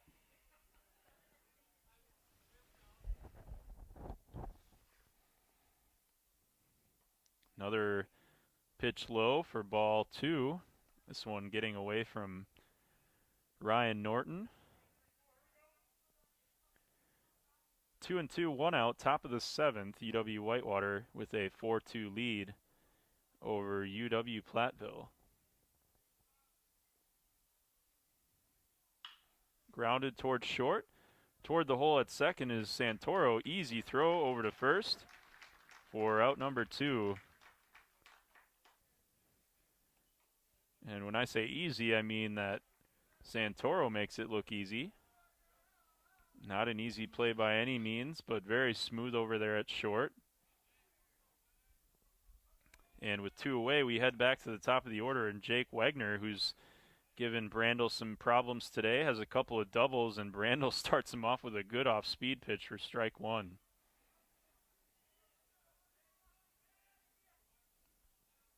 That's what you do on a hot hitter, pull the string to start the at-bat. Another off-speed is on the inside corner for strike 2. Donovan 1 strike away from getting through inning number 7. One obstacle in the way, it's Jake Wagner. This one's hit to center, maybe a little off the end of the bat, and making the play and the catch is Zach Campbell for out number 3. So a nice quick 1-2-3 inning for Donovan Brandel. He'll lead off the bottom of the 7th for the Warhawks at the plate. It's 4-2 UW-Whitewater.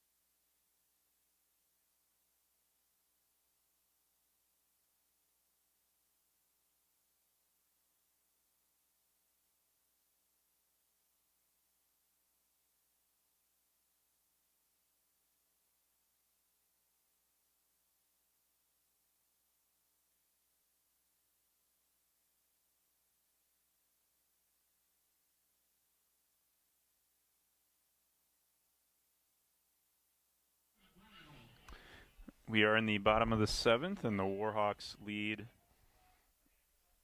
the Pioneers of UW-Platteville 4-2. Brandel swings at the first pitch and lines one up the middle for a base hit.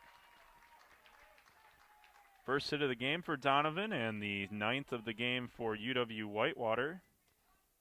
Good start to the bottom of the 7th. That brings up Tucker Criswell.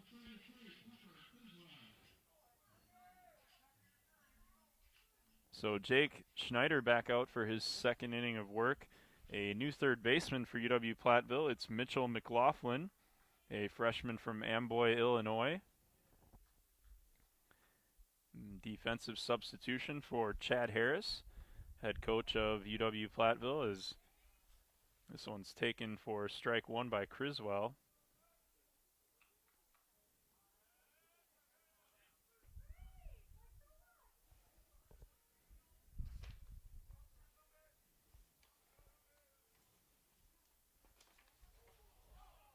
As this one gets away from the catcher, Logan Kozak, but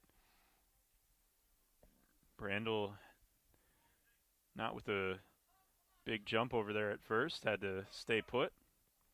So 1-1 now to the Warhawks third baseman, who's 0 for 3 today with a couple of groundouts.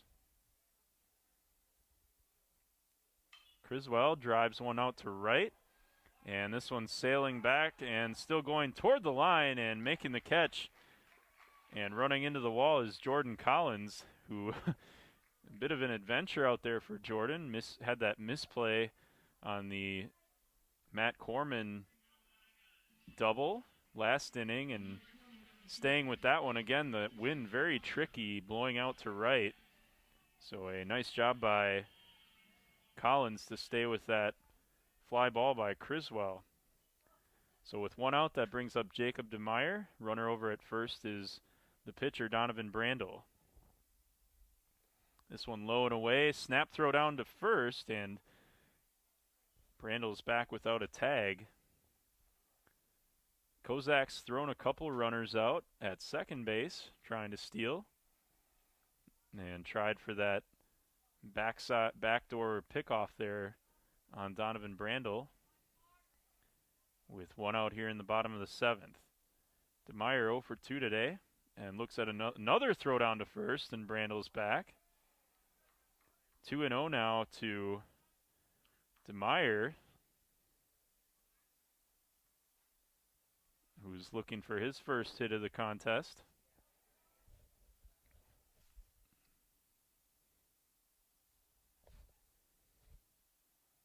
This one swung on and fouled toward the Pioneer dugout.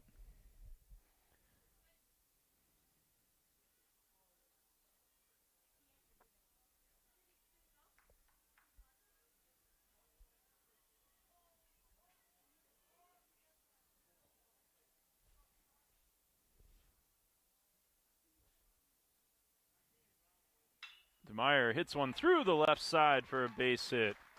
And Brandel scampers easily into second.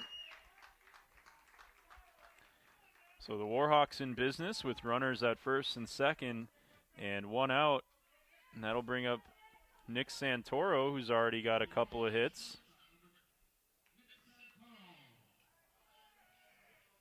Nick has had a nice game today, a couple of singles, both hard hit balls, and a handful of plays over at short. He's been busy over there.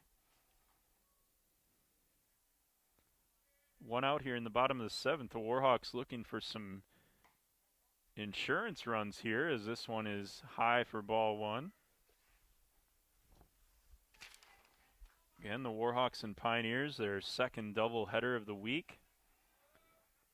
Warhawks taking both games down in Platteville on Wednesday. Weston Muir and Matt O'Sullivan pitching gems. A couple of 8-inning outings for the Warhawks aces, as that one stayed over the head of Nick Santoro on the off-speed pitch, and it's ball 2. Santoro had to duck to get out of the way of that one. That curveball was a hanger, and it stayed right in the right-handed batter's box and just missed hitting Nick Santoro. First and second, one out. Nick looks at a ball just off the inside corner, and he's way ahead at 3-0. Wouldn't imagine there'd be a green light here on 3-0, but you never know.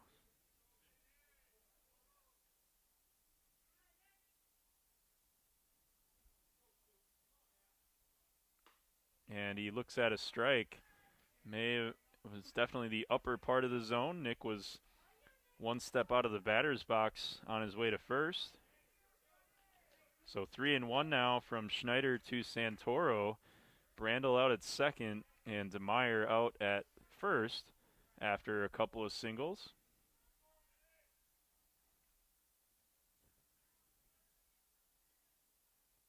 And Santoro lines one to center, and this will be caught by Jonathan Kelso. The runners have to hold.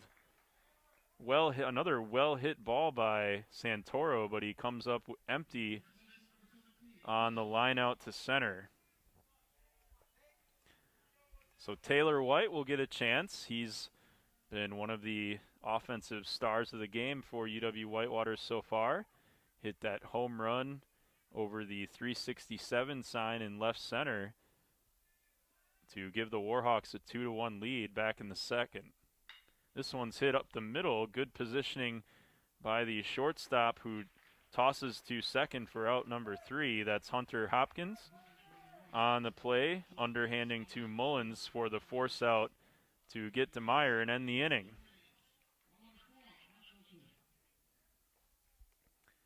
So the Warhawks put a couple of runners on, but come away empty. UW-Whitewater with 10 hits in the game, but have also left 8 runners on. We head to the top of the 8th, and it's 4-2. The Warhawks lead the Pioneers.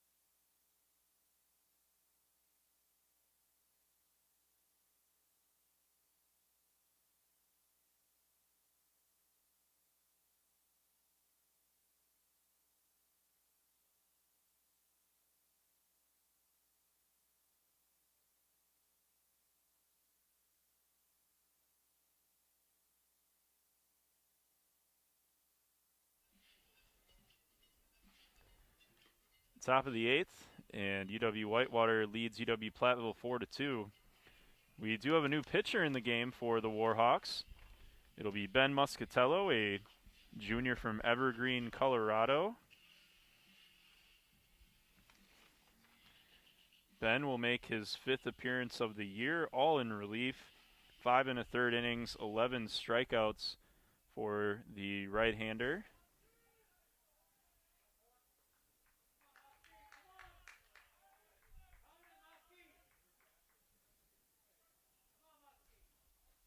He'll start off against the leading hitter for the Pioneers, Jonathan Kelso, who pops one over the head of Campbell out in center field, right up against the 395 sign, digging for third, and he's in there with a triple to lead off the top of the 8th. So this top of the Pioneers lineup has been raking off of UW-Whitewater pitching, a triple to dead center to start off the top of the 8th.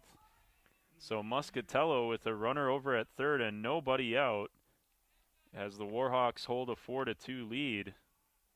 Jason Adams, the designated hitter, will step to the plate for the Pioneers, looking to do a job here and get this run home from third. This one's low and away for ball 1.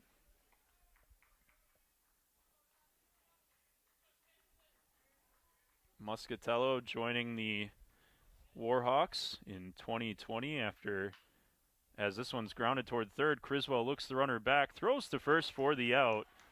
A good play by Tucker Criswell, who is playing on the edge of the infield grass, and looked Kelso back to hold the runner at third. So job number one done by Ben Muscatello. And the next hitter is Garrett Gilland. Muscatello out of the windup and swing and a miss on a good off-speed pitch. Muscatello again spending his 2019 season at William Jewell College in Missouri. Division II school, finished with 26 strikeouts in 26 games. This one's off speed and hit foul, and that'll go up against the netting. And it's quickly 0-2 to the Pioneers cleanup hitter, who has one of UW-Platteville's 6 hits. Again, it's been the top of this Pioneer order that's given the Warhawks fits in this contest. Runner at third. This one's fouled over the Warhawks clubhouse and out of play.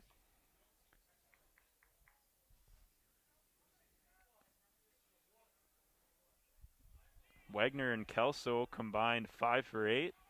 And Garrett Gillen, the cleanup hitting first baseman, has the other. This one near the outside corner, just missed. And it's 1-2. A really nice looking fastball there from Muscatello. And just off the black of home plate, and it's 1-2. Runner at third is Kelso. This one's hammered to left, and that'll bring the run home for UW-Platteville. So Garrett Gilland with his second hit of the game. And the RBI single brings UW-Platteville to within 4-3.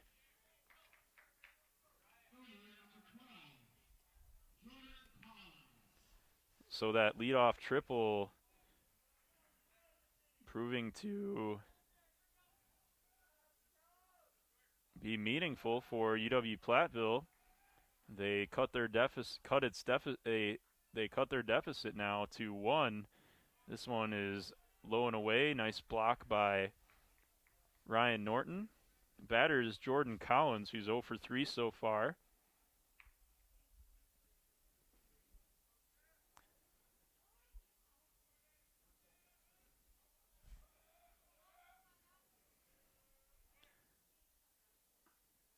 This one's on the outside corner for strike one. Again, the Pioneers have been opportunistic here this afternoon. They've had runners in scoring position, and they've brought them home to stay in this game, and Pioneer pitching doing just enough as this one's thrown over to first, and diving back is Garrett Gilland. Gilland's been on base 3 times today, so that top 4 in the order has been on a combined 8 times in the contest. This one's good. Off-speed pitch is on the outside corner for strike 2. So Muscatello ahead of Jordan Collins 0-2, or 1-2 I should say. The tying run over at first is Garrett Gilland. Collins representing the go-ahead run for the Pioneers. Throw over to first, and Gilland is back safely. Taylor White with a nice dig on that low throw from Muscatello.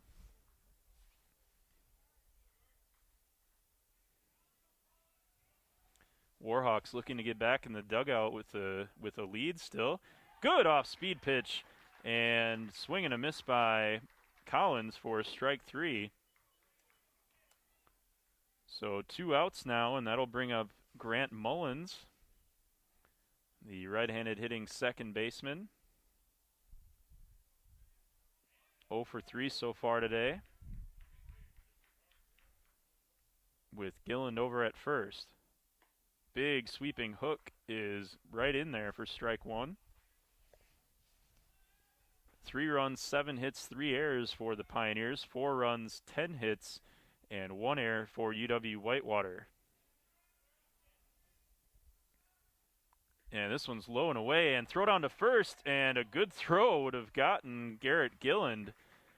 But a little bit of a low throw from Norton there. A nice job by Ryan to get in front of that fastball that was spiked low and away.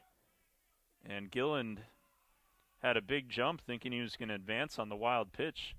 But a good job by Norton. And again, and that one now gets away from Norton. Another fastball low and away as Gilland easily advances to second on the wild pitch. So now Mullins, or I should say Gilland, in scoring position. And now a pinch runner is going to come on with the runner in scoring position. That's Ben Espinoza, a junior from Villa Park, Illinois. So a rare mid-at-bat substitution. But the Pioneers trying to put some speed on the base path. Try to bring the tying run to the plate, or try to bring the tying run home here in the 8th. Off-speed pitch swung on and missed by Mullins. Another good curveball from Ben Muscatello, and it's 2-2 now with 2 outs here in the top of the 8th. UW-Whitewater looking to hold the lead here with the runner at second. Off-speed again, and that one swung on and missed by Mullins for strike 3. So the Warhawks get back in the dugout, holding that 1-run lead, but the Pioneers cut into it on 1 run, 2 hits, no errors, and 1 left on base. We head to the bottom of the 8th, and UW-Whitewater leads UW-Platteville 4-3.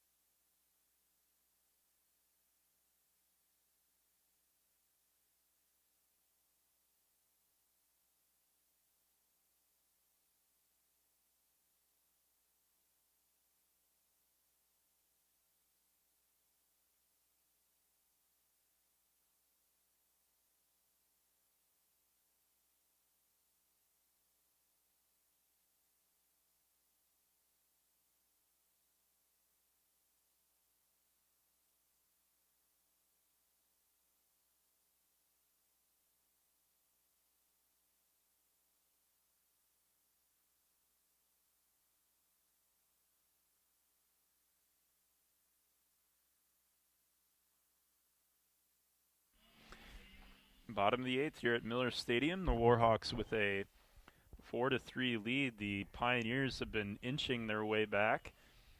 Warhawks led 4-1 in the 5th. The Pioneers tallied in the top half of that frame and strike again in the top of the 8th. And now the lead for UW-Whitewater just 1 as Matt Corman steps in to face Jake Schneider, who's on for his 2nd or 3rd inning, I should say, in relief. This one stays high for ball 1.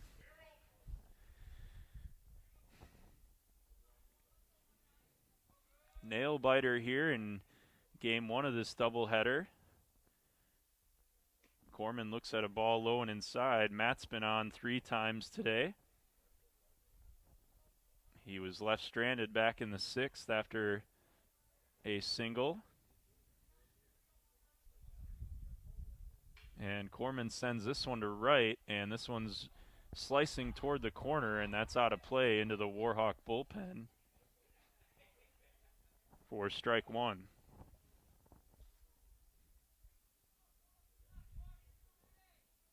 Schneider has given up some hits. He gave up 4 hits the last couple of frames, but the Warhawks coming up empty where it counts on the scoreboard. But they still hold a 4-3 lead. Corman bounces one, I believe that went off his front foot, and will be a foul ball for strike 2.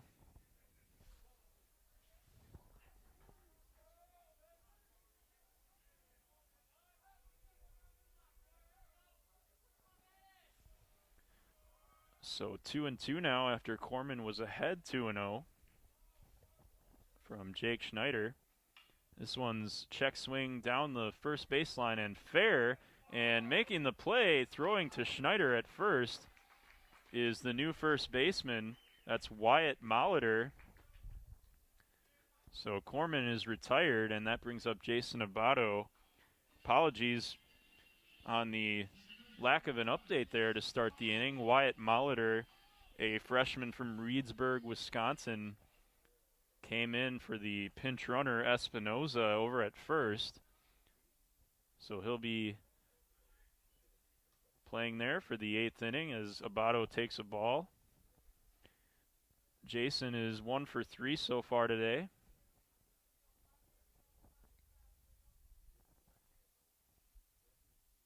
And that one stays high for ball 2.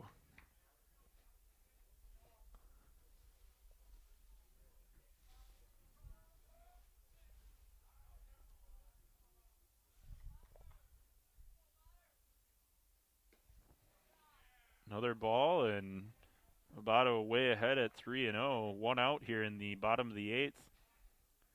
Warhawks looking for base runners, trying to add some insurance as they hold a 4-3 lead. That one stays high for ball 4, so Abato draws a 4-pitch walk. And he's on for the 2nd time today, and that brings up Ryan Norton. Norton singled back in the 6th and was left stranded, and I think we're going to have a pinch runner for Jason Abato. And emerging from the dugout is Eric Hughes, a freshman from Janesville Craig. So Abato will leave the game in favor of a pinch runner. Hughes appearing in his 12th game of the year. He's got 3 stolen bases in 3 attempts. Wouldn't be surprised to see him take off. But again, Logan Kozak has thrown out a couple of runners in the contest. So the Warhawks should tread lightly here as Norton takes strike 1.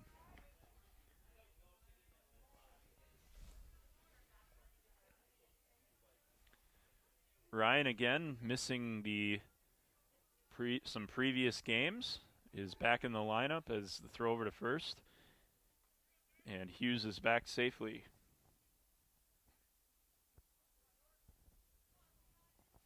Norton earning the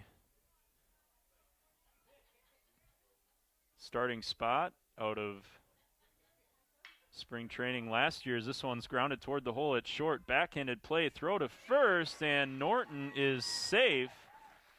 That ball by Hopkins, a nice play to get to the ball. The throw a little bit low, bouncing, and I think Norton had it beat. And we'll give him an infield single, the 2nd hit of the game for Norton, and the 11th for UW-Whitewater in the contest. So that'll bring up Zach Campbell again with runners on the bases. Campbell's had a couple of opportunities today. He flew out to left to end the 6th. He is 1 for 3. One of the Warhawks' 11 hits. So Hughes is out at 2nd, the pinch runner for Abato. And Ryan Norton's over at first with 1 out here in the bottom of the 8th. And UW-Whitewater looking to add on to a 4-3 lead. Campbell swings at the first pitch, hits one to center. Making the play is and so he makes the catch out in center field. The first base umpire ruling that he secured the catch. He dropped it on the transfer, and as a result, Hughes scampers over to third base. So Campbell with the fly to center. Norton does stay at first, and Hughes advances to third on the mistransfer of the ball in center by Jonathan Kelso. So Brandel now at the plate with 2 outs and a chance to bring a run home. Looks at ball 1. Brandel today 1 for 4. He singled and was left stranded in the 7th. Runners at the corners, it's Hughes at third and Norton at first. This one's bounced toward the right side and fielded, and making the play is Mullins for out number 3. So the Warhawks leave a couple more on base. That's 10 left on in the contest. We head to the 9th, and UW-Whitewater clinging to a 4-3 lead.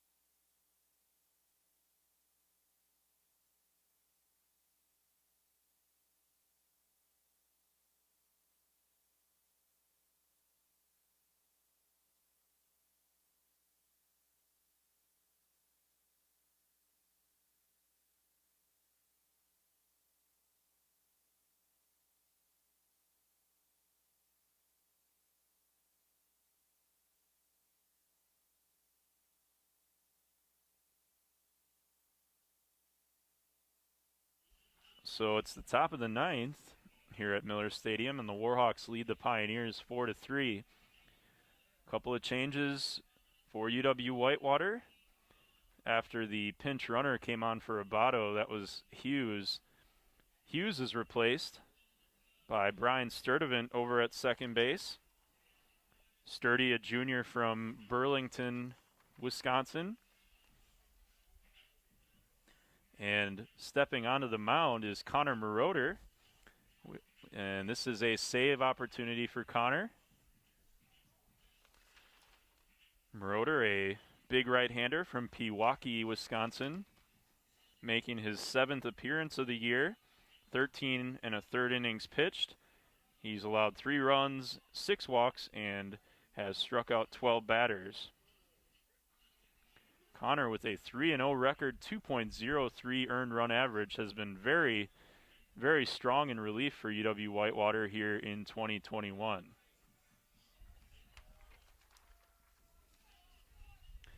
So the Warhawks looking to nail this one down, as Moroder will face Logan Kozak, the number 7 hitter and catcher for UW-Platteville.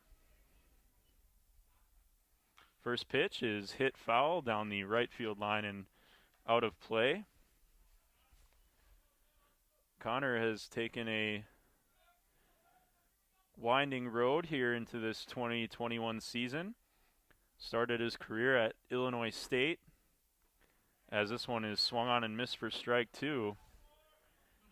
Started his career at Illinois State, was there for a couple of years. 1 year included a redshirt season. He was injured as this one swung on and missed on the foul tip by Kozak. And Moroder's got a 3-pitch strikeout to start the top of the 9th.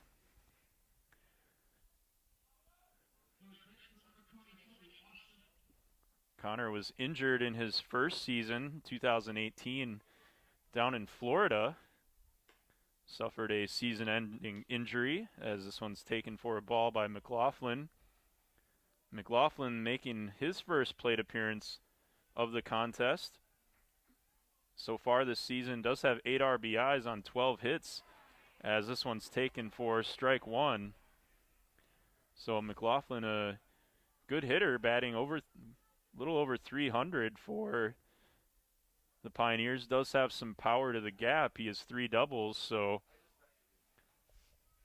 if the Pioneers can get a runner in scoring position, that certainly applies the pressure on Connor Moroder, who's looking for his first save of the year. This one's hit over the over the Warhawks clubhouse and out of play. Connor is fought through some injuries the pandemic that wiped out the 2020 season. Back here with the Warhawks for another year. This one stays high for ball 3, and it's full at 3-2. Hunter Hopkins waiting in the on-deck circle for the Pioneers as this one's chopped towards short. Going to be a tough play. Criswell cutting it off, making the throw over for out number 2. Nice play, Tucker Criswell, who cut that off before it could get to Nick Santoro, who probably wouldn't have a chance to throw out Mitchell McLaughlin. And 2 big outs to start the 9th here for Connor Moroder. And we're going to have a pinch hitter, I believe. It's number 22, Andrew Zakula, a sophomore from Oak Creek, looks at strike 1.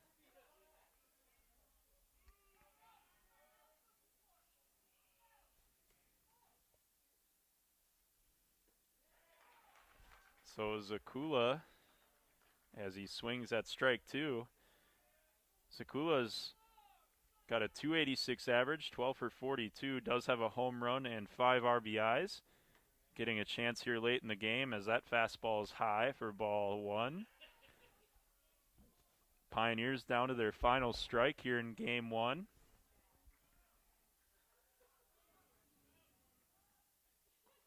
And that one's called for strike 3. And that'll do it for the Warhawks here in game 1.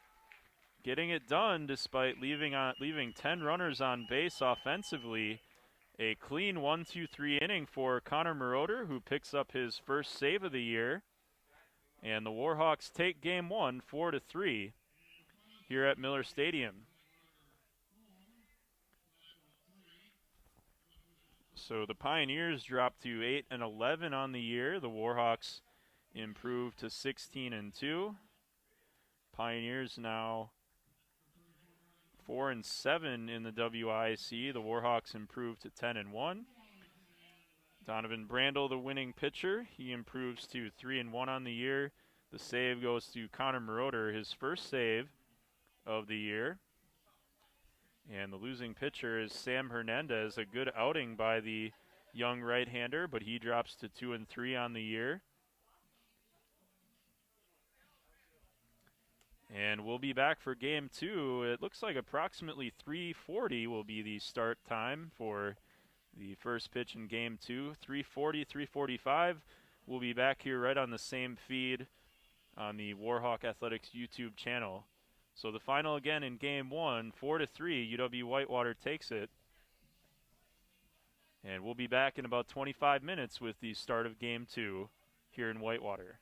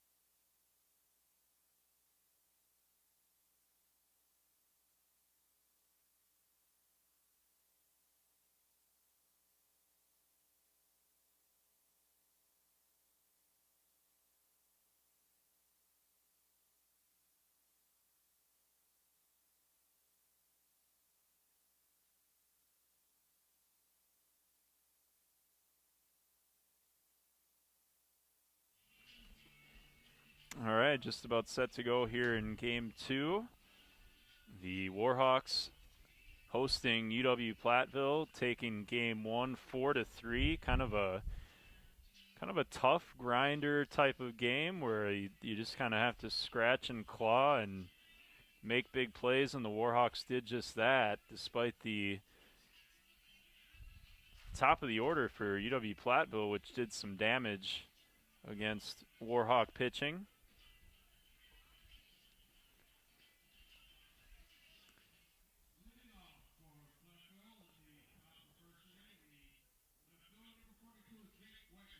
So Jake Wagner will once again lead off and play left field for the Pioneers. He'll face Connor Spear for the Warhawks, making the start as he offers a ball just inside.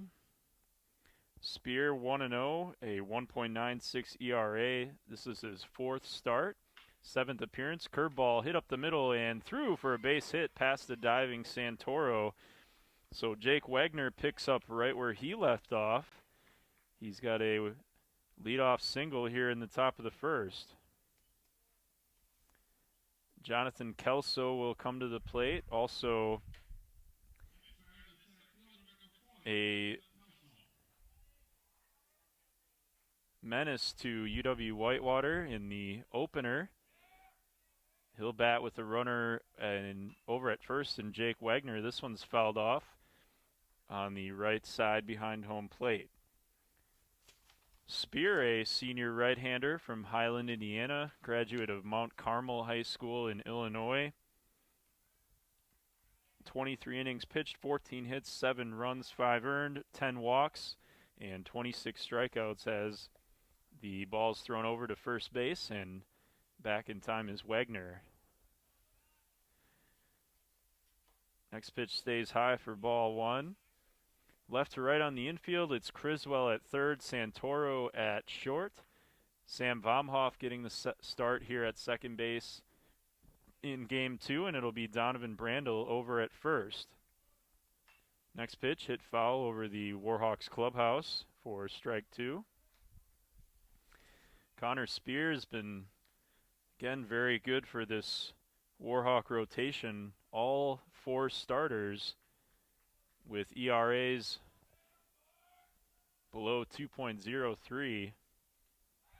And that one's thrown to first, and getting the runner is Jake Wagner. Is out on the play. Had him leaning, and Spear threw over. A good move by Connor, who's done that a few times this year. Very good move for a right-hander. And he gets Jake Wagner over at first on the pickoff.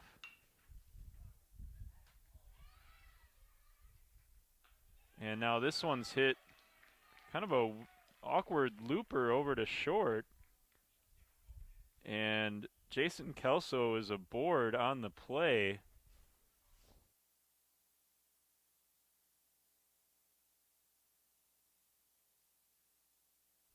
So we'll give Nick Santoro an error on the play. The first of the game for the Warhawks. Yeah, sort of an awkward looping liner hit by Kelso. This first pitch grounded over to third to second for 1. Relay in time. And just like that, Spear shakes off that error by Santoro. And the Warhawks turn a 5-4-3 double play to end the top of the first.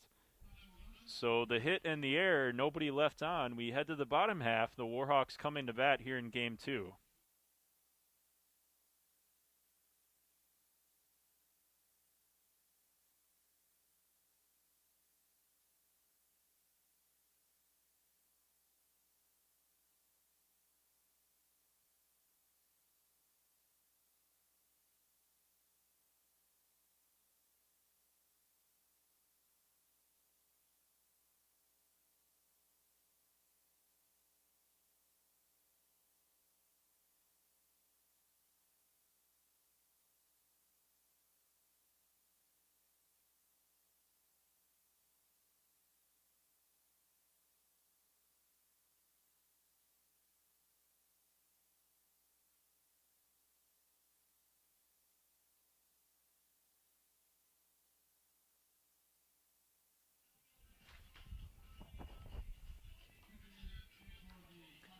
So bottom of the first, Warhawks with their first at bat here in game 2.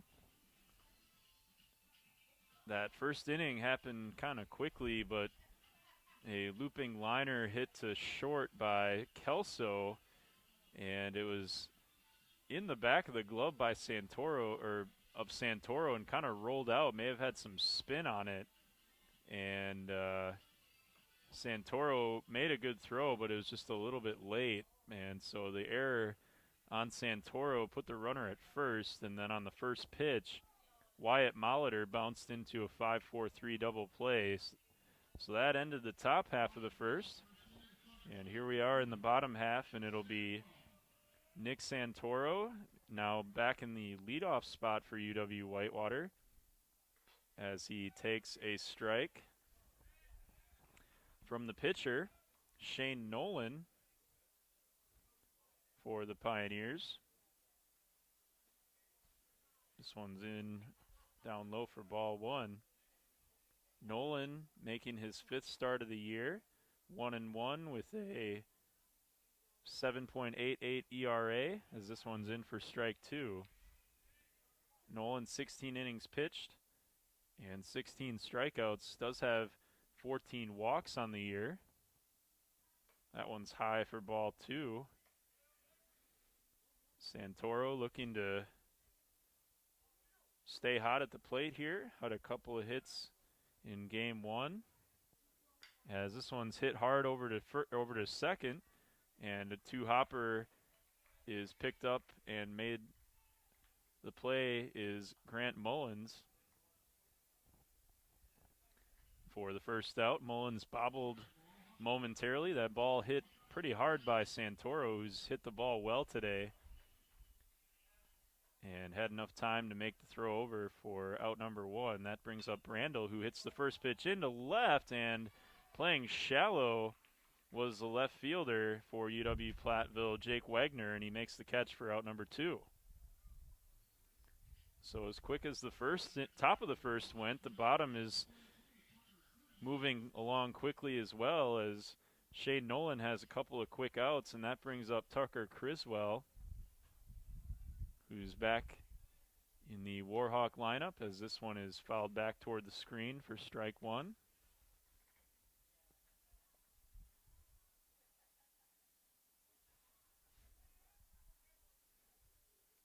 Tucker was 0 for 4 in the opener. A couple of ground outs, a fly out, and a strikeout for the grad transfer. This one's taken for ball 1. As this one's hit foul over the Warhawks clubhouse and out of play, it's 1-2. And good news from Menominee, the Warhawks softball team, winning the first game 9-0 against UW Stout, as Criswell takes a ball down in the dirt. The Warhawks winning by run rule after 6 innings, so nice job by Brenda Volk's team to recover quickly from that doubleheader sweep against UW-Oshkosh with a win in game 1 over in Menominee, as this one's hit foul again by Tucker Criswell. Still 2-2 on the Warhawks' third baseman. Next pitch, low and getting away from the catcher. Here in game 2, it's Dan Opum, and it's 3-2. The infield left to right, it's McLaughlin at third, Hopkins at short, Mullins at second, and Wyatt Molitor over at first, as this one's hit foul again by Criswell. This one again over the Warhawk clubhouse. Outfield for the Pioneers, left to right, is Wagner, Kelso, and Ross Christ getting the start. This one's bounced slowly over toward third. McLaughlin picks and throws and makes a nice play for the third out of the inning. So 1, 2, 3 go the Warhawks in the bottom of the first. We head to the second, and it's no score here in Whitewater in game 2.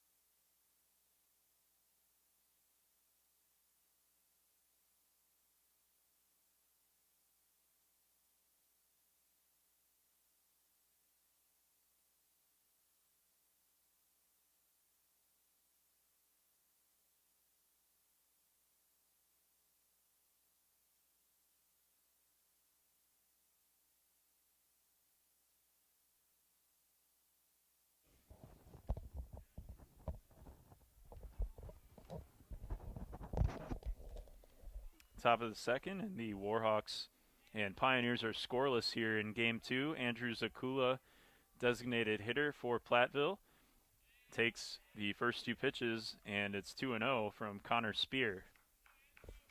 Zakula made a brief appearance in the opener as he takes a strike.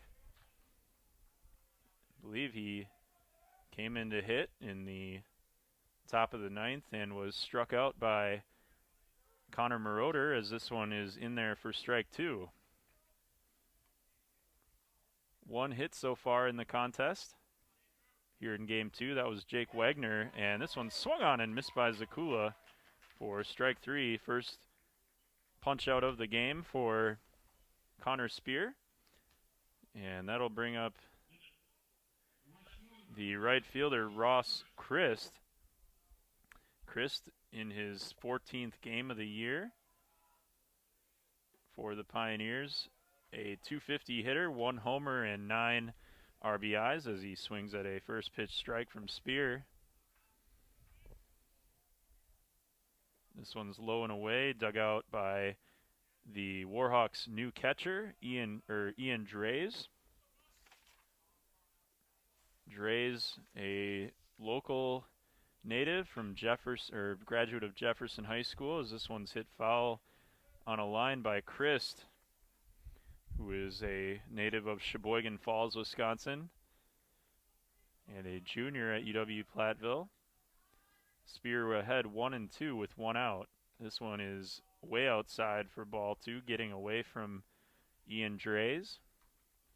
The infield left to right or the outfield, I should say, left to right for the Warhawks. We'll have Eric Hughes Corman out in left, as this one's grounded toward short, and Santoro throwing over for the second out of the inning. It's Eric Hughes in center getting the start for the Warhawks, and Jacob DeMeyer in his customary position over in right field. That brings up Mitchell McLaughlin, who is a defensive substitution in the opener, takes a strike. McLaughlin did make a plate appearance. He was 0 for 1. This one low and getting away from Ian Drays. So the Warhawks with a couple of lineup changes here in Game 2. This one swung on and missed by McLaughlin, and it's quickly 1-2 from Connor Spear, who is working quickly for the Warhawks.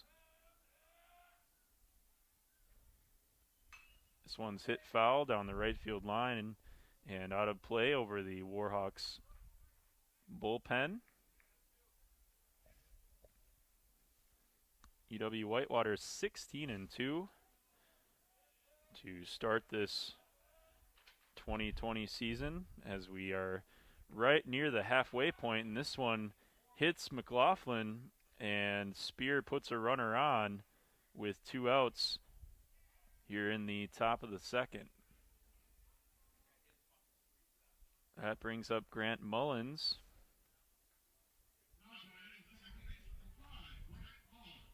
Mullins in the opener was 0 for 4 with 3 strikeouts.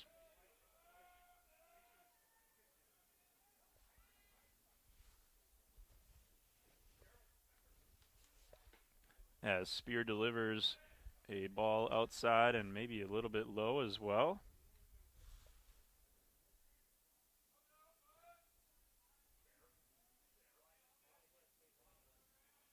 McLaughlin has been caught stealing in his only attempt so far this year over at first base with 2 outs here in the top of the second.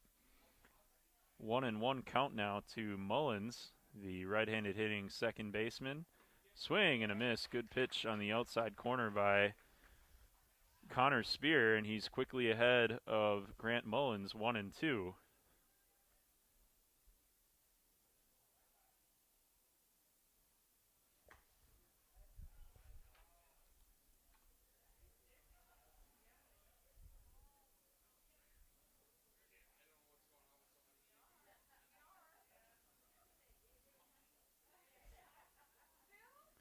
So 2-2 now, and swung on and missed by Mullins for strike 3. And Connor Spear has his second strikeout of the inning and the game. So he hits a batter but leaves him stranded at first. We head to the bottom of the second, and no score here in game 2.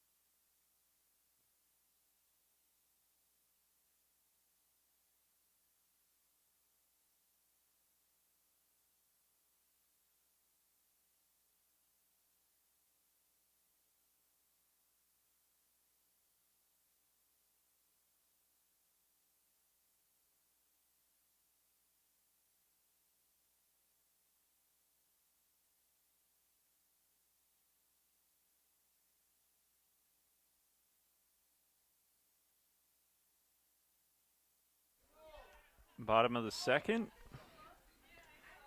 and Jacob DeMeyer will lead it off against Shane Nolan.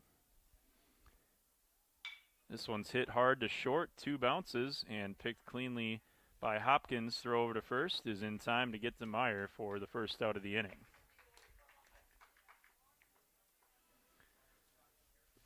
So 4 up and 4 down so far for Shane Nolan, and that brings up Sam Vomhoff, who's making his first at bat of the day. Sophomore from DeForest, Wisconsin, up in the Madison area. Vomhoff, 342 hitter. This one's bounced up the middle to short, and that is off the glove of the shortstop, Hunter Hopkins, and Vomhoff is aboard on the error with 1 out. I'll bring up Matt Corman, who had was on base 3 times back in the opener. Entered the day today with a team high 30 RBIs. Corman takes a ball.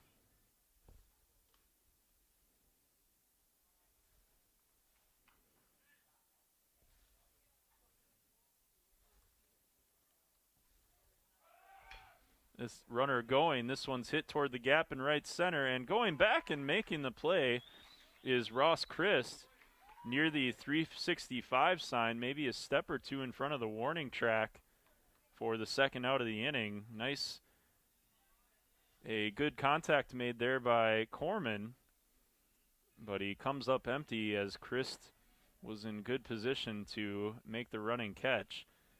So that'll bring up Taylor White, who homered in the first game, hit a 2-run shot as this one's thrown over to first, and back with a dive is Sam Vomhoff.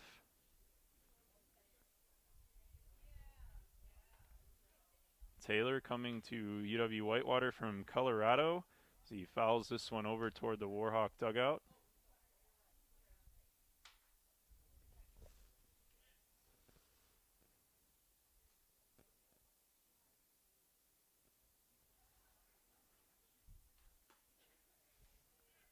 This one's taken for a strike, or a ball, I should say. 1-1 now to the Warhawks' left-handed hitting designated hitter. Played first in the opener with Brandel pitching, and now swings at a high fastball, and it's now 1-2.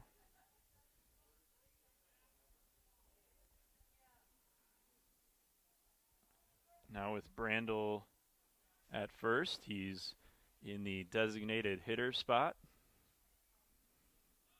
Takes a ball high on an off-speed pitch, throw to first, and Baumhoff is back. 2-2 now, 2 outs.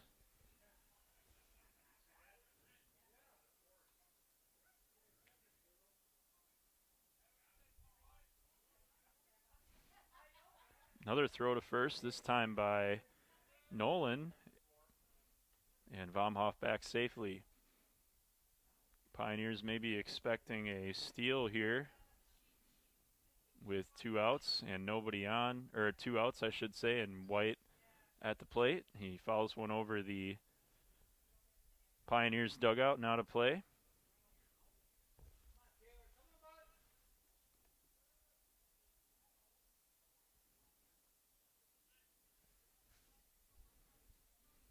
Next pitch is a curveball, and that's swung on and fouled away.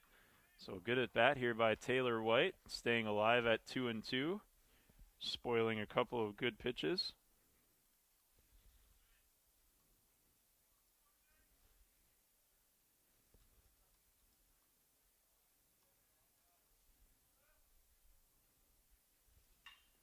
This one's fouled away, and that one is going to get out of play into the Pioneer bullpen.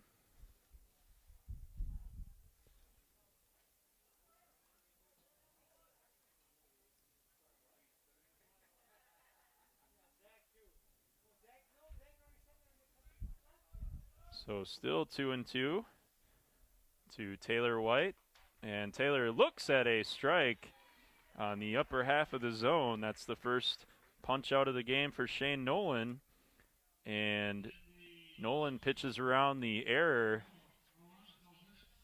by Hopkins. We head to the third, and there's no score here in game 2.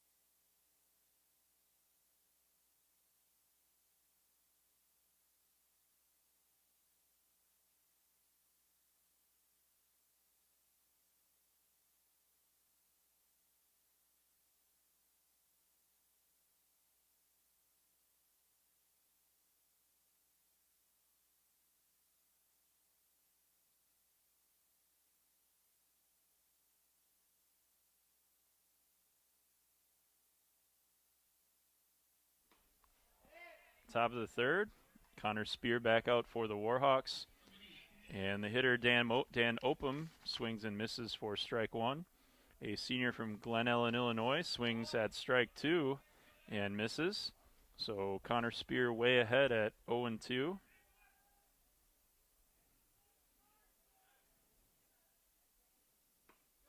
And another strike. So Spear makes quick work of Dan Opum. That's his third punch out of the game. And Hunter Hopkins, the number 9 hitter for UW-Platteville, now at the plate, shortstop from Winnebago, Illinois. This one's off the outside corner for ball 1. Warhawks without a hit so far through 2 innings of play. 1 hit for the Pioneers, and each team committing an error. This one's tailing toward right center, and diving and missing is Jacob DeMeyer. This one rolls all the way to the wall, and Hopkins in at second easily with a 1-out double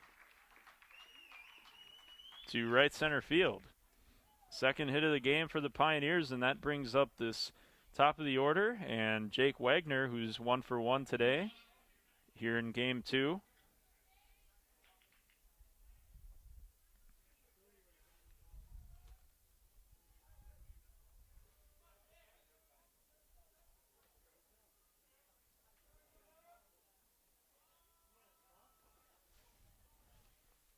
takes a ball high. Runner out at second. The Pioneers scored first in game one and looking to do so again here in game two, here in the top of the third inning. Throw over to second by Spear, and diving back safely is Hunter Hopkins.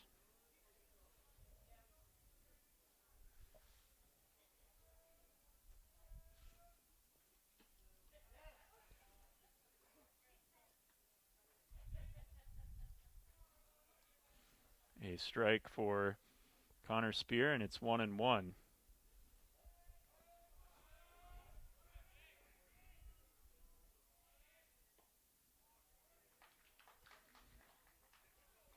One and two now from Spear to Wagner. Runner out at second is Hunter Hopkins.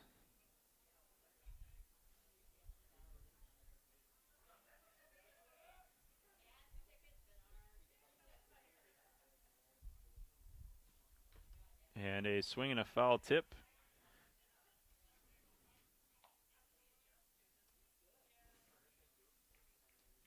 by Wagner keeps him alive at 1-2.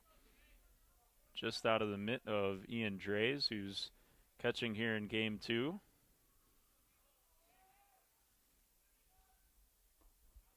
That one's a little bit low for ball two. So Spear laboring a little bit here in inning number three, facing the top of this Pioneer order in Jake Wagner. Vomhoff holding the runner close at second. Off-speed pitch is swung on and missed. That came out of the glove of Drays, so he's got to apply the tag, and he does successfully. So Wagner is down on strikes. That's the fourth of the game for Spear. Hopkins remains out at second, and Jonathan Kelso comes to the plate.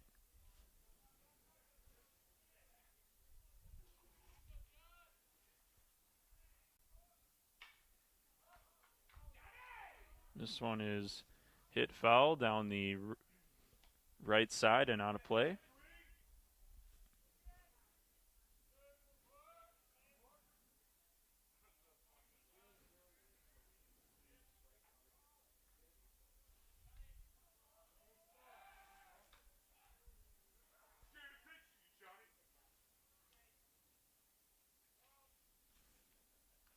Throw over to second again by Spears, keeping a close eye on Hunter Hopkins, trying to keep him close to second so he maybe can't score on a base hit. That big hole over on the right side, as this one is taken for ball one.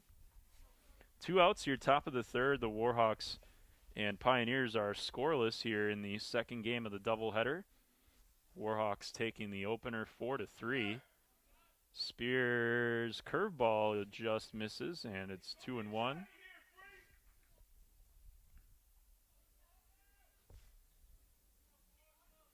Warhawk men's tennis team taking on UW-Eau Claire today. The Blue Gold's leading that one 2-1 after doubles play has been completed.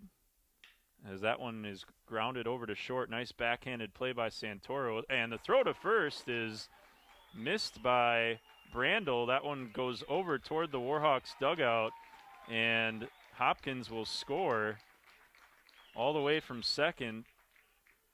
Kelso stays at first on the air by Brandel, and it's 1-0 Pioneers on the miscue by the Warhawks.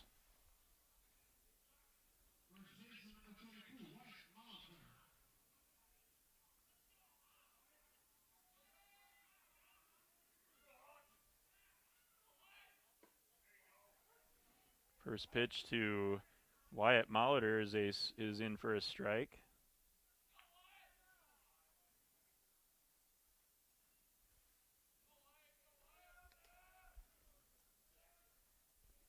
Next pitch is in the dirt, and that's going to get away from Ian Drays, and Kelso scampers over to second on the wild pitch by Connor Spear.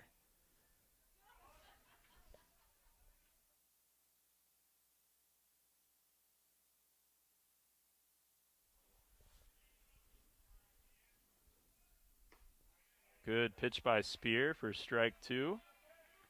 And it's quickly 0-2, or 1-2, I should say, on Wyatt Molitor, the right-handed hitting first baseman for UW-Platteville. Kelso out at second.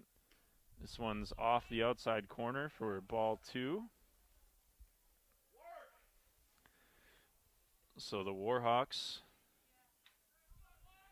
in some trouble here. A couple of errors already in the contest as Wyatt Molitor hits one foul off the back netting.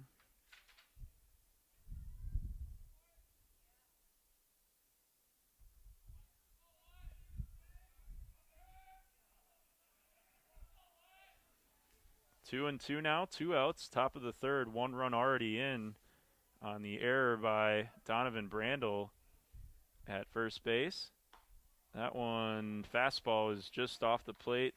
Wyatt Molitor putting together a nice at-bat here against Connor Spear, working the count to full with 2 outs. Pitch is hit over toward the right side, picked up by Brandel. Throw over to first with Spear covering, and Connor is out of the inning. A nice play by Brandel to recover from the error. And Kelso's stranded in scoring position, but the Pioneers do take a 1-0 lead as we head to the third.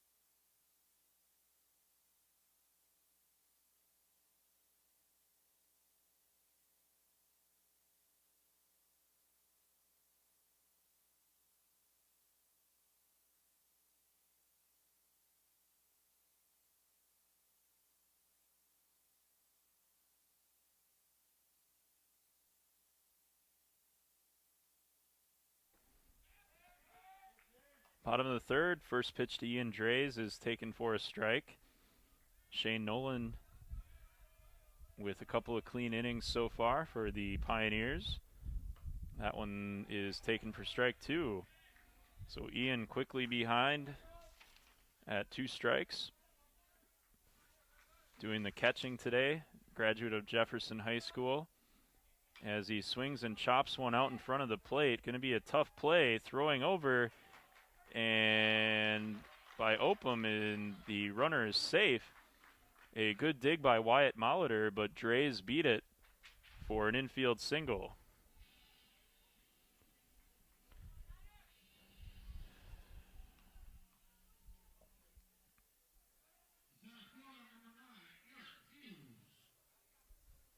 So that'll bring up Eric Hughes with a runner on and nobody out. Here in the bottom of the third, takes a ball on the outside.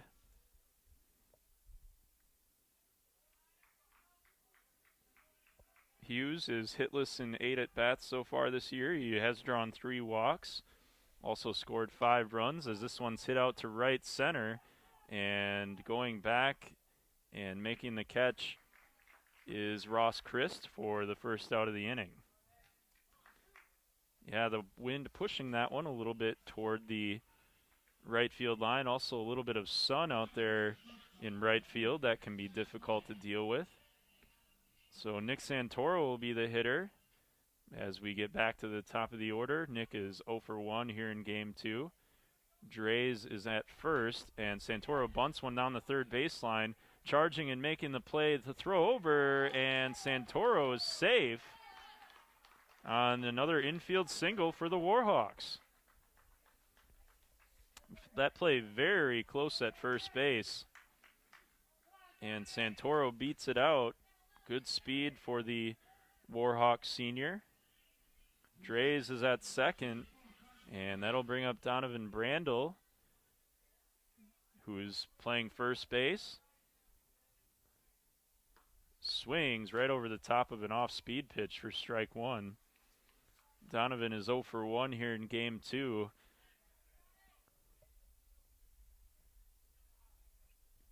And with one out, has an opportunity with Drays in scoring position. This one dug out and throw down to second by Opum, and the runner is back. 1-1 now from Shane Nolan to Donovan Brandel.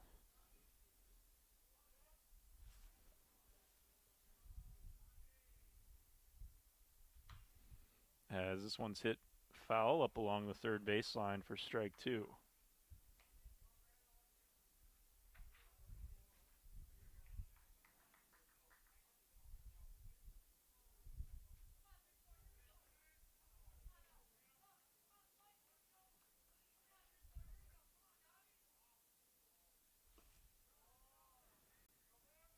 As this one's taken down low for a ball by Brandel. 2-2 now.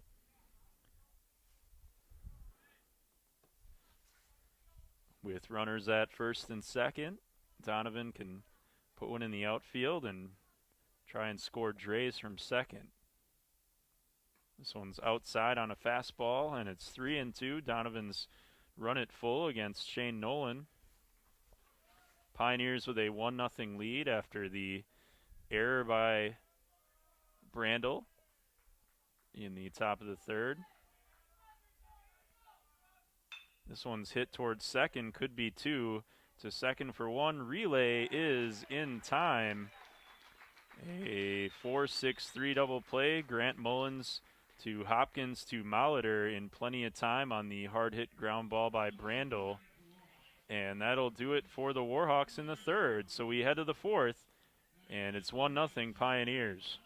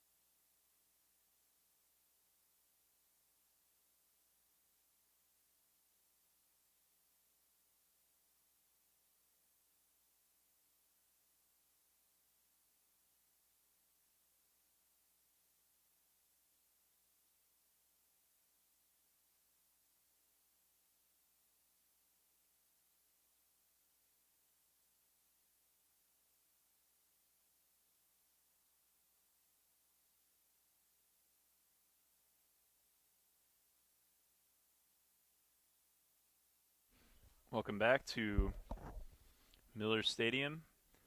Quick strike on Andrew Zakula, and make it 2 now as he fouls one down the third baseline. Connor Spear back out there for inning number 4. Warhawks are scoreless so far. The Pioneers have 1 run on the UW-Whitewater error, and Spear freezes Zakula with a good pitch on the outside corner for his 5th strikeout of the game, and there's quickly 1 out here in the top of the 4th, and that'll bring up Ross Christ.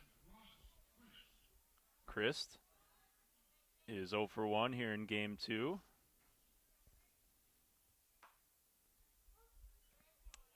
as he takes a strike on the outside corner. Again, the lone run for Platteville is unearned. Came with 2 outs in the top of the third and the error on the missed catch over at first base. 0-2 now, quickly Spear to Ross Christ, and that one swung on and missed for strike 3. And another strikeout for Connor Spear, who's finding a bit of rhythm here in the top of the 4th inning. That brings up Mitchell McLaughlin, who was hit by a pitch back in the 2nd. And Spear with a good breaking ball, and that's right down the middle for strike 1.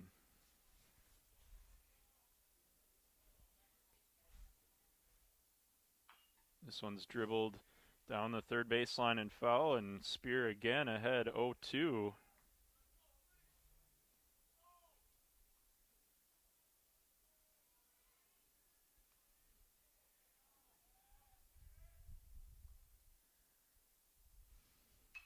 Fouled away again by McLaughlin. That was the 58th pitch of the game for Connor.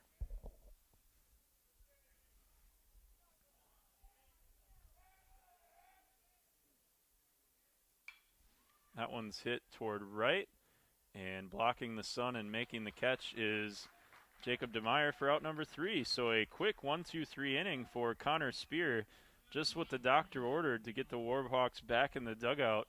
We head to the bottom half of the 4th, and the Pioneers lead the Warhawks 1-0.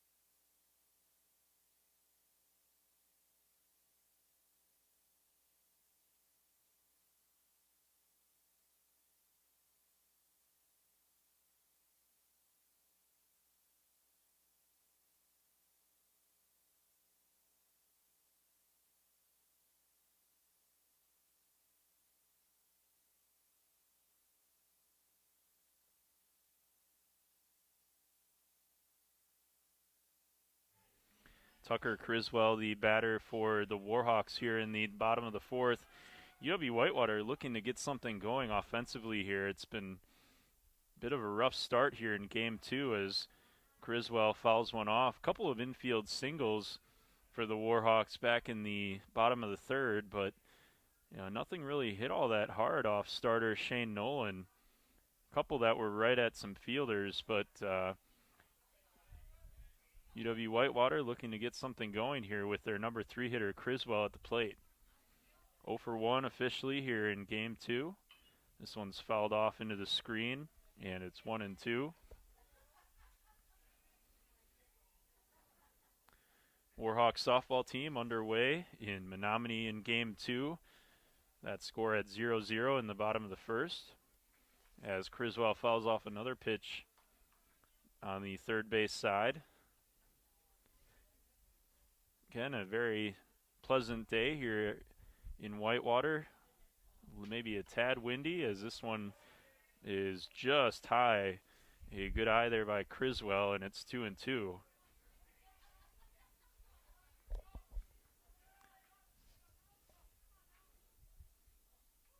Tucker on a check swing, hits one foul, springing out of the dugout for that one. It looks like that was one of the assistant coaches for the Warhawks.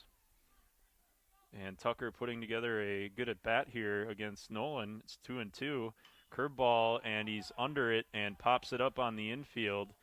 And McLaughlin will come in on near the line and makes the play for out number 1.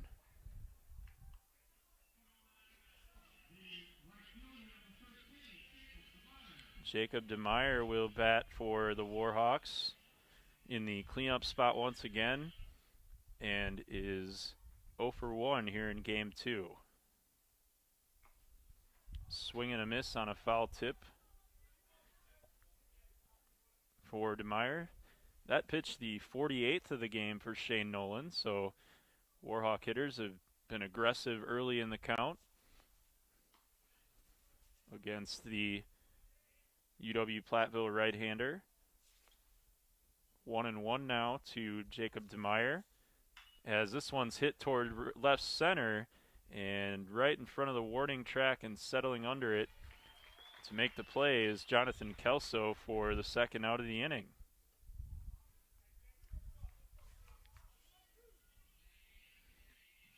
Warhawks put a couple of runners on base and in the third and seemed to have a little momentum, and then all of a sudden the Pioneers turned the inning-ending double play and have seemed to kind of flip it back to their favor a little bit. Vomhoff the batter, and he takes a strike on the outside corner. Sam is 0 for 1 here in game 2. Did not get the start or play in game number 1 as he looks at a ball away. Sam, one of the second-year players on this team, who's did not use a year of eligibility last year. As this one's hit in the gap in left center, it's cut off by Kelso, and he's going to hold Sam Vomhoff to a 2-out single. So let's see if that's the start that the Warhawks needed, as Matt Corman, the Warhawks RBI leader, stepping to the plate. Left fielder for the Warhawks is 0 for 1 here in game 2. Vomhoff over at first does have 3 stolen bases this year. He's holding on this one, and the curveball is taken for strike 1. This Platteville team always plays UW-Whitewater tough, and today's no exception, as this one is hit foul and out of play over the Warhawks bullpen, and it's quickly 0-2.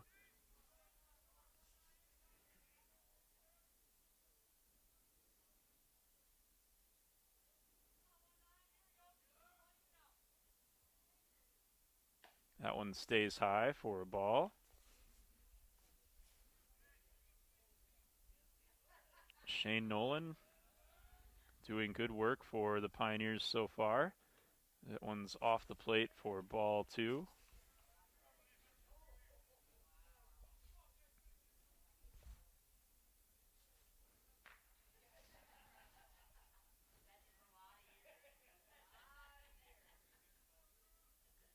This one's hit foul by Corman.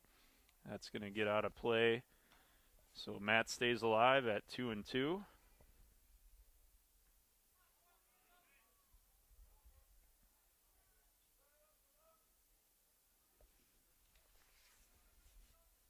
Vomhoff takes off. The pitch is high, and Sam is going to have a stolen base.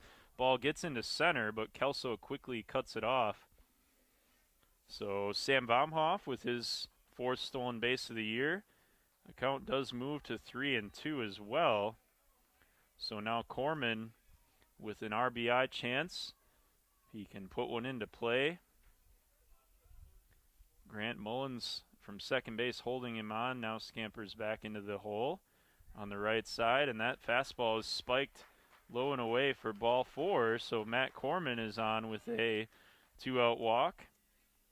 And with runners at first and second, that brings up Taylor White, who is 0 for 1 with a strikeout here in game 2. Warhawks looking to put a run on the board here with Vomhoff in scoring position. Good speed with White at the plate. Corman at first after the walk. This one's hit foul over the Pioneer dugout and out of play. Some scores from earlier today. UW Stout defeating UW-Oshkosh 7-4 in game 1 of that doubleheader. UW Stevens Point continued to stay hot. They defeated UW-La Crosse 8-3 in the first game of their doubleheader. over in lacrosse. And UW-Eau Claire picking up a 3-0 win at home over Finlandia. So game 2 of those doubleheaders currently in progress. 1-1 to Taylor. White is taken for a strike. So Shane Nolan 1 strike away from leaving 2 more runners on base here in the contest.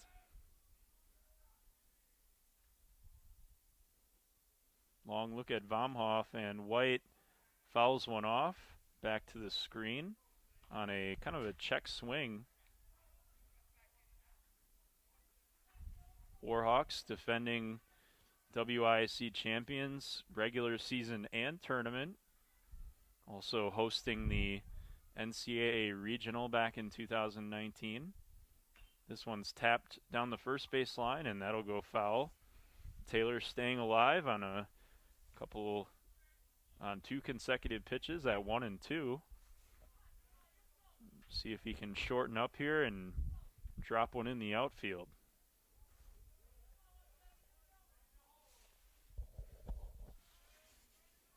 Corman at first, Vomhoff at second, and this curveball stays high and away for ball 2. 1-0 Pioneers. Bottom of the 4th, excuse me. The Warhawks with 2 on and 2 out. And White swings and hits a comebacker, and it's knocked down by Shane Nolan and underhanded to first for the 3rd out of the inning. Nice reflexes there by Shane Nolan on that hard hit ball by Taylor White. And the Warhawks leave 2 more on in the bottom of the 4th. We head to the 5th, and UW-Platteville leads 1-0.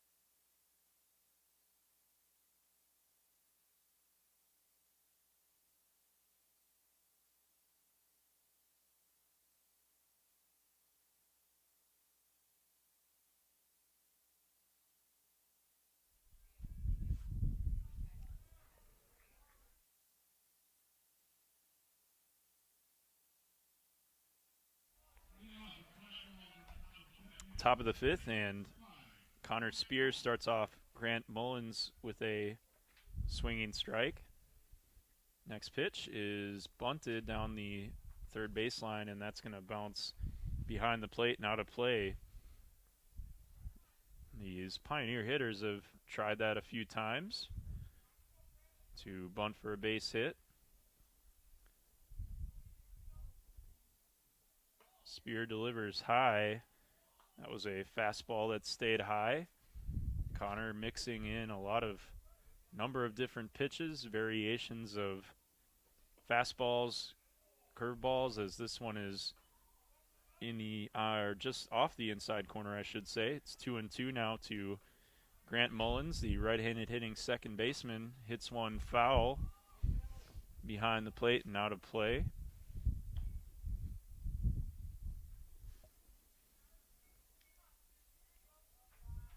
UW-Whitewater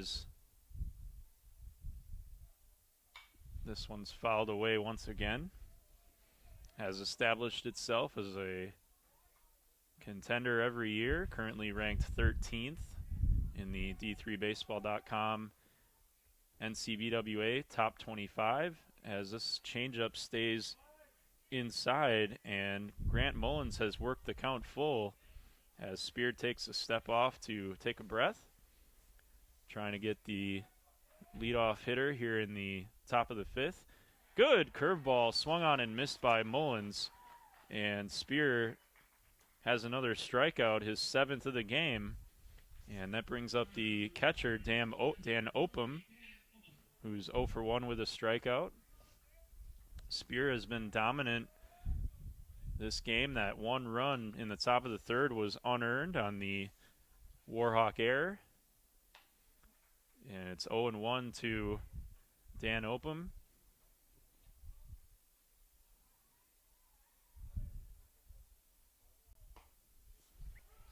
Taken for strike two. So Spear quickly ahead of Dan Opum, the right-handed hitting catcher for Platteville. Swing and a miss on a high fastball. And Spear has struck out now 4 of the last 5 batters for the Pioneers. And that'll bring up Hunter Hopkins, who hit a double and came around to score in the third, as this one's popped into foul territory. Going over is Brandel, and he runs out of room as this one hits off the balcony level in the Warhawk clubhouse. Of course, recently renovated, and now includes a renovated locker room, a beautiful second floor area with a room overseeing the field, as this one's hit foul again down the right field line.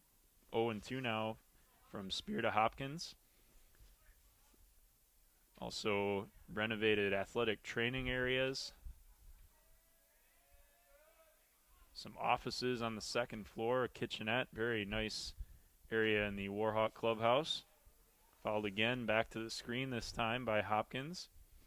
Wouldn't be possible without the support of numerous alumni and supporters of the program.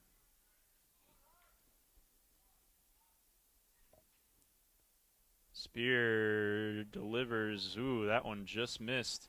Maybe a little bit low, and it's 1-2 now to Hunter Hopkins. Spear 1 strike away from getting the Warhawks back in the dugout. Deals quickly, and that one stays high for ball 2.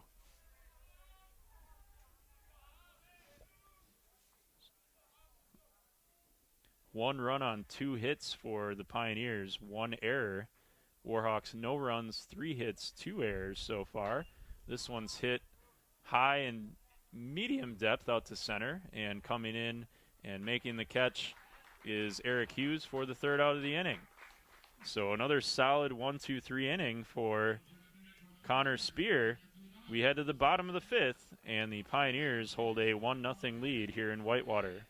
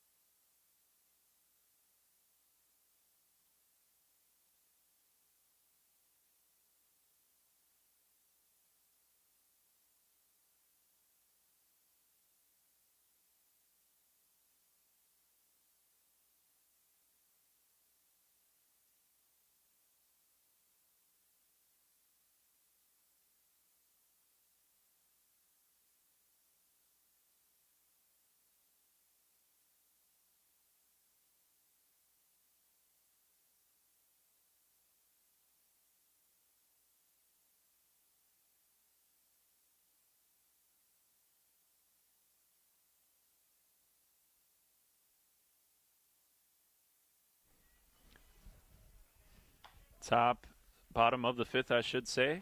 UW-Platteville leading UW-Whitewater 1-0. And it's Ian Drays leading off the inning against Shane Nolan. And it's 2-1 to Ian, the right-handed hitting catcher, who is 1 for 1 here in game 2. This one fouled straight back to the screen. He had a good pitch to hit on 2-1. And it's 2-2 now. Nolan came into this game with an ERA well over 7 and has pitched a shutout so far. This one hit hard to third. McLaughlin throw across the diamond on the bobble and makes the play for the first out of the inning. Good recovery there by McLaughlin over at third base. And that'll bring up Eric Hughes,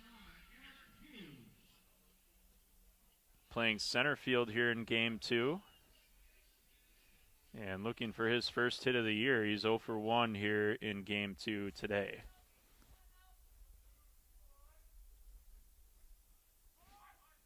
This one stays high as Hughes showed bunt. And pulled back on the high offering from Nolan. This one's chopped over to short. And the pick and the throw, and Hughes beat it out.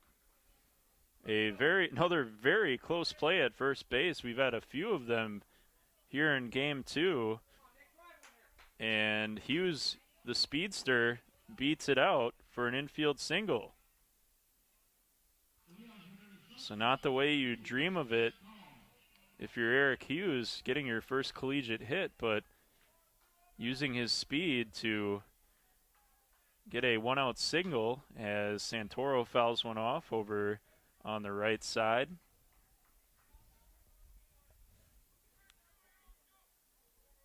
Hughes, again, used mostly by John Vodenlich as a pinch runner, and with good reason. He's got good wheels as he dives back into first on the throw over from Shane Nolan.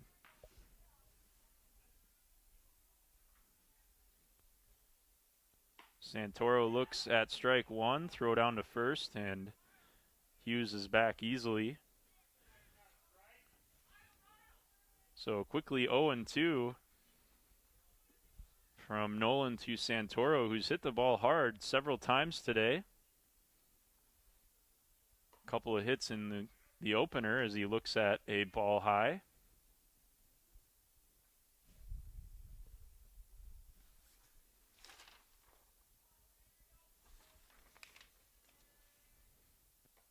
That's another off-speed pitch that stayed high, and it's 2-2.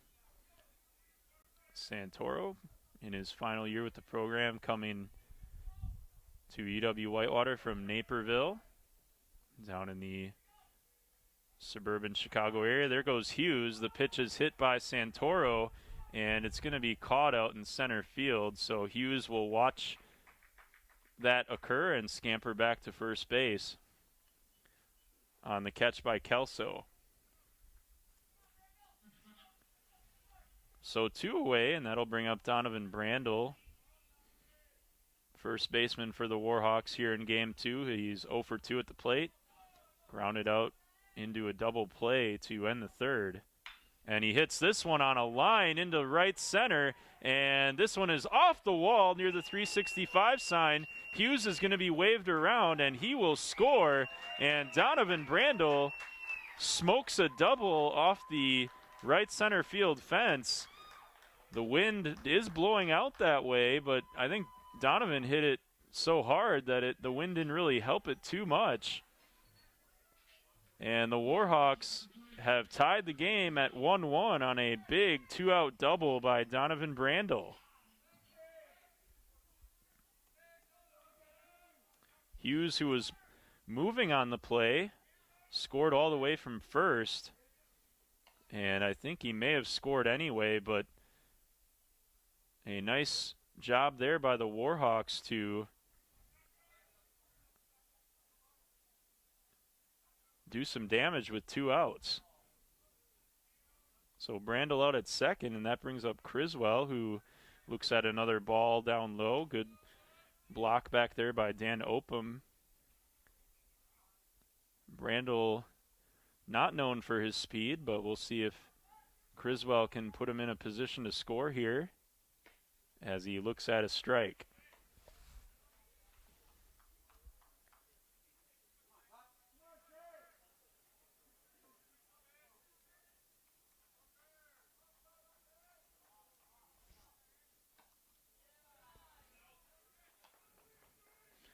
Three and one now to Tucker Criswell, who's drawn a team-high 13 walks this season. And with the base open at first, he may be put on again here with 2 outs in the bottom of the 5th. And he smashes this one in the hole, ranging over and making the throw. And a good dig by Wyatt Molitor at first base on the low throw by Hopkins. And Criswell is retired, but not before the Warhawks tie it up on the 2-out double by Donovan Brandel. We head to the 6th, and the game is tied at 1-1.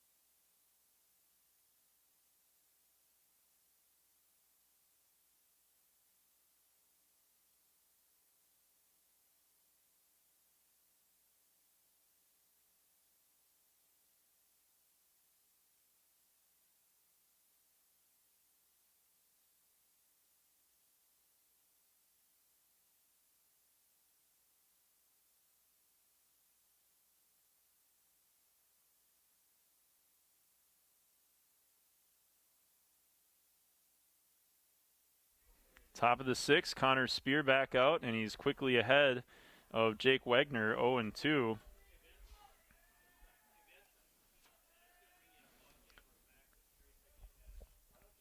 Next pitch hit high and foul over on the right side.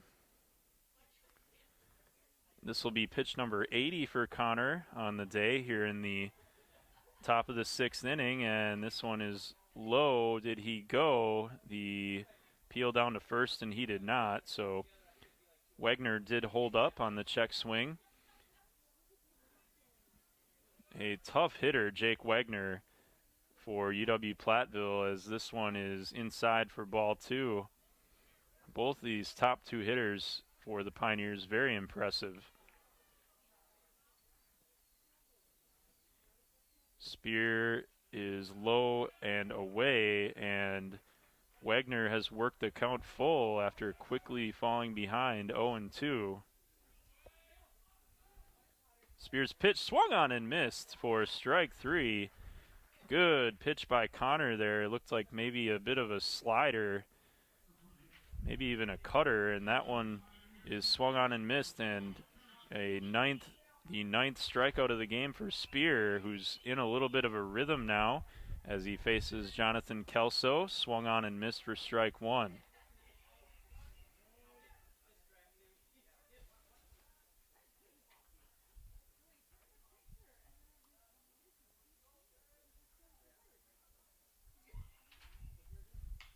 This one's slapped foul, and it's quickly 0-2. Connor, known for getting ahead of batters, has done so nicely in this contest. This one's taken for a ball. Would be good for Connor to get through Kelso, who's been so tough today. He is 0 for 2 here in game 2, but he's the leading hitter for this Pioneer team. This one's into shallow left, and Matt Corman tried to sell the catch on the short hop there, and the first base umpire didn't fall for it.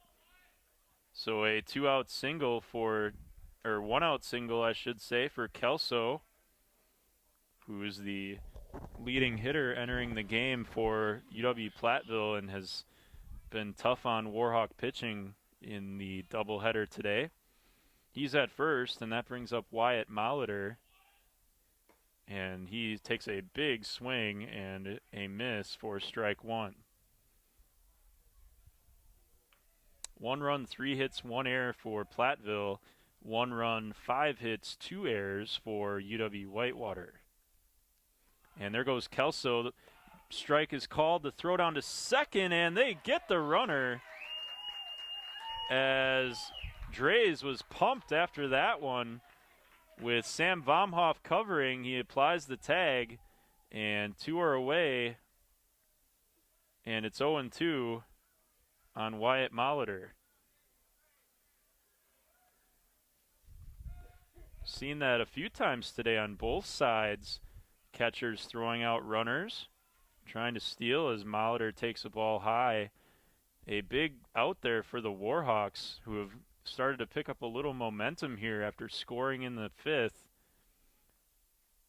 And this one's swung on and missed. A nasty pitch by Spear for his 10th strikeout of the game. And that'll do it for UW-Platteville in the 6th. They do get the hit, but Kelso cut down on the steal attempt at second base. We head to the bottom half of the 6th, and the game remains tied at 1-1.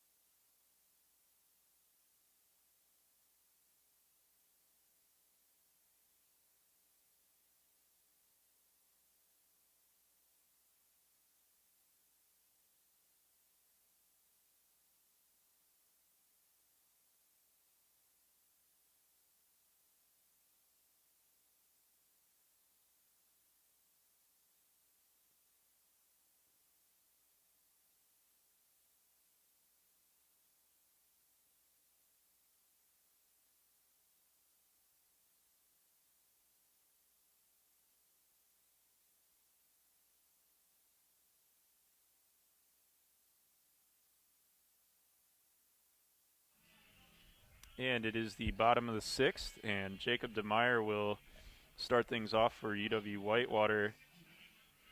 Connor Spear absolutely filthy in that top of the 6th with his 10th strikeout to end the inning. It's 1-0 quickly on DeMeyer, who is 0 for 2 here in game 2.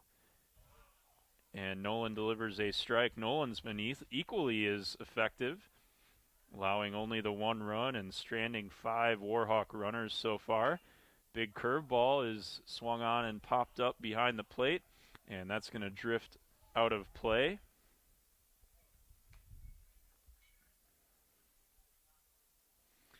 And it's 1-2 now to the Warhawks right-handed hitting right fielder, freshman phenom for UW-Whitewater.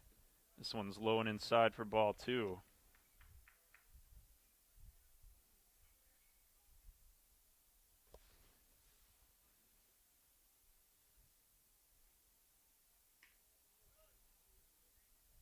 Another ball, and it's full now. DeMeyer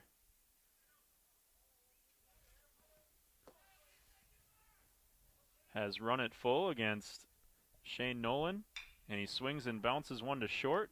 A big hop for Hunter Hopkins, who throws to first for the out. Another hard hit ball by the Warhawks, but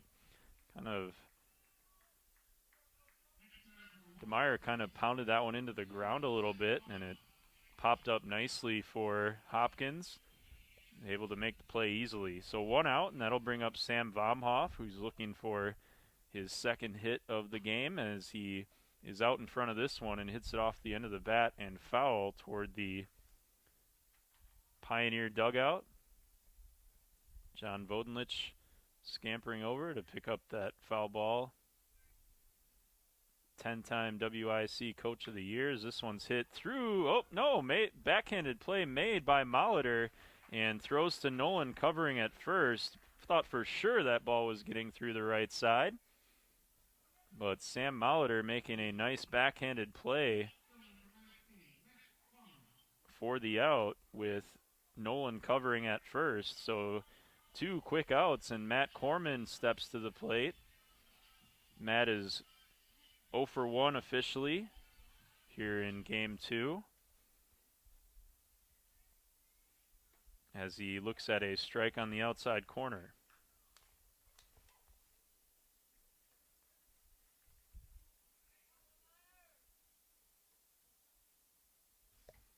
Next pitch is high,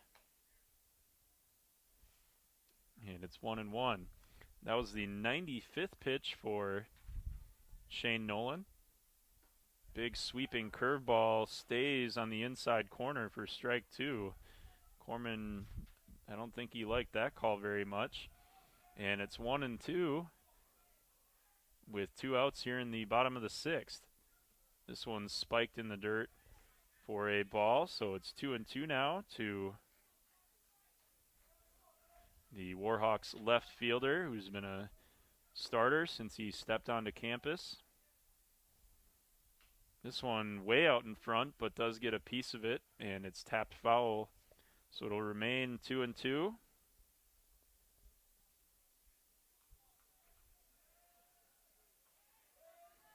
Warhawk golf team finishing up play at their home tournament as this one's fouled back again by Corman. And they win the UW-Whitewater Spring Invite, beating out Carthage by 5 strokes.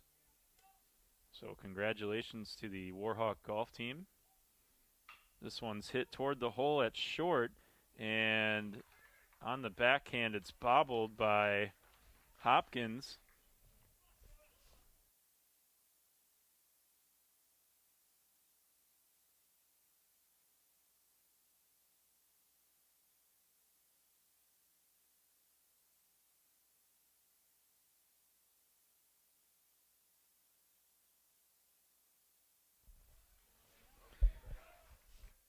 We're going to go with an error on the play by Hunter Hopkins.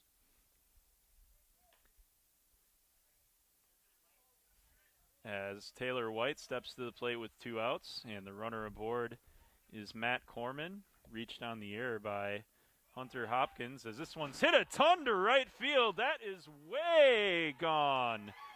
Taylor White with a no-doubter to right field. That ball was smoked, and it's 3-1 Warhawks. Whoa. Taylor White with his second homer of the day. First here in Game 2 to give the Warhawks the lead.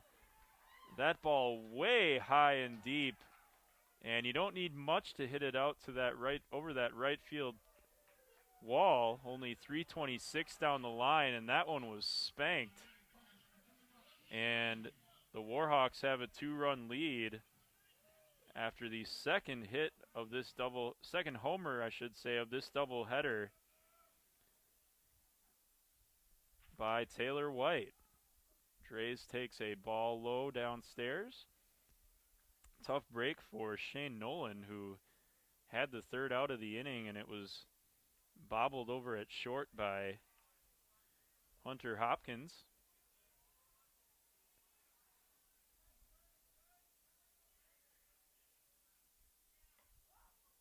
That one is a strike at the letters. 1-1 now from Nolan to Drays. And this one's hit hard through the right side for a base hit. So Ian Drays is on with a 2-out base hit through the right side. And that'll bring up the center fielder, Eric Hughes, who is 1 for 2.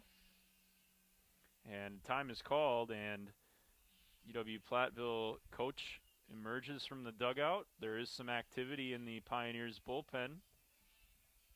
Shane Nolan has pitched very well here in Game 2. He is at 104 pitches for the game, but it does appear that he will stay in as the Pioneers meet on the pitcher's mound.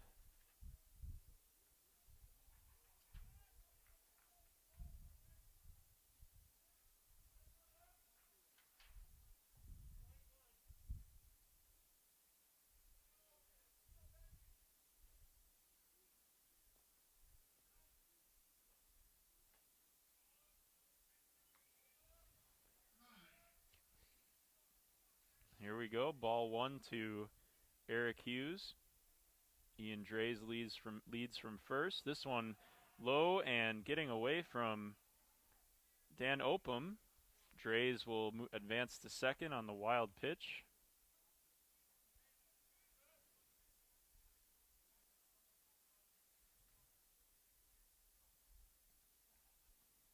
So the Warhawks taking advantage of a couple of miscues now for Pioneers here in this inning, as this one's fouled back to the screen by Hughes.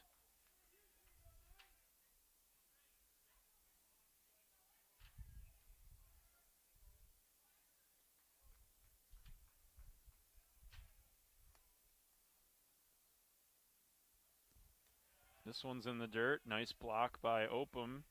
And it's, or I should say, that was offering on the pitch was Eric Hughes, and it's 2-2. With the runner at second, Ian Drays. Hughes looking to add another run here, and he swings and misses for strike 3. So the second strikeout of the game for Shane Nolan. And the Warhawks take the lead, however, on that massive 2-run homer by Taylor White. And we head to the 7th, and the Warhawks with a 3-1 advantage over the Pioneers.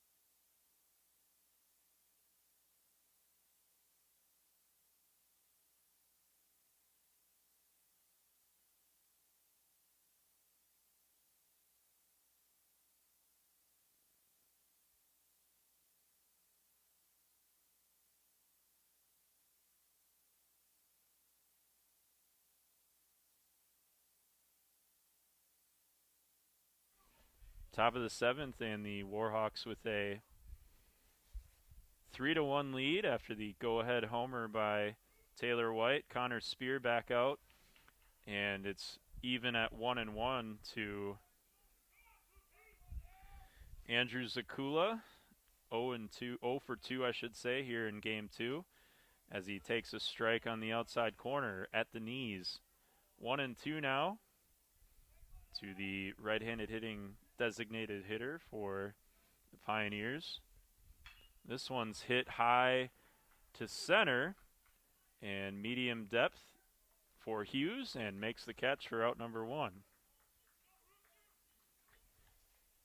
1 out, and Ross Christ steps to the plate, the right fielder for the Pioneers.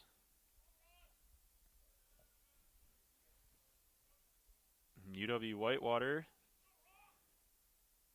with 7 hits in the contest, have left 6 on base. One of those 7 hits, a big home run by Taylor White. And that's another 2-run homer as well. So had the 2-run homer in game 1 and another of the 2-run variety here in game 2. This one's hit to center and medium depth again, and in right center, Eric Hughes makes his second catch of the inning for out number 2. So Mitchell McLaughlin stepping to the plate as Spear nearing the 100 pitch mark here in the contest. McLaughlin 0 for 1.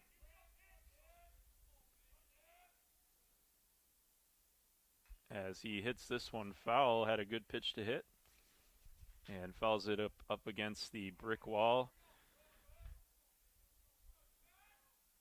The Pruka Field engraving behind home plate, as this one is taken, looked like a little bit low and away.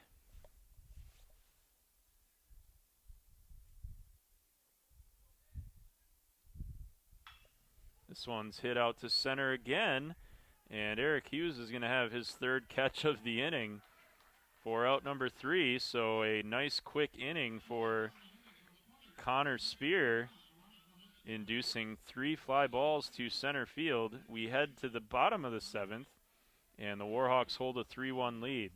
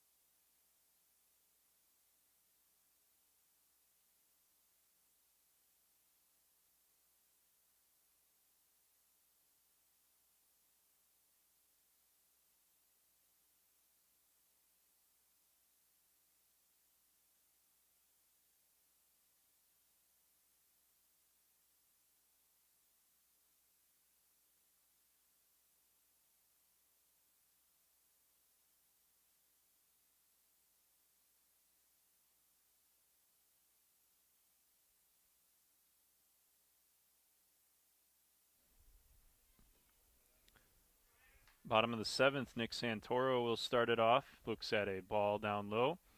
We have a new pitcher for UW-Platteville. It's Nate Jennings, as this one's smoked down the left field line for a base hit. Santoro takes a big turn at first and has to scamper back in as Wegner got to that ball quick in left field. But a leadoff hit here in the bottom of the 7th for Nick. And that brings up Donovan Brandel, who tied the game back in the bottom of the 5th with a 2-out double off the fence in right center. Nate Jennings is a junior from Arena, Wisconsin, graduate of River Valley High School.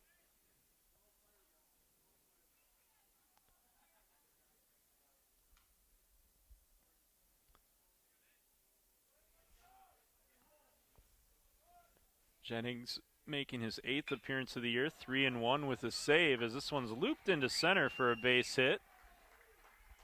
And Santoro had to hold to make sure that wasn't caught.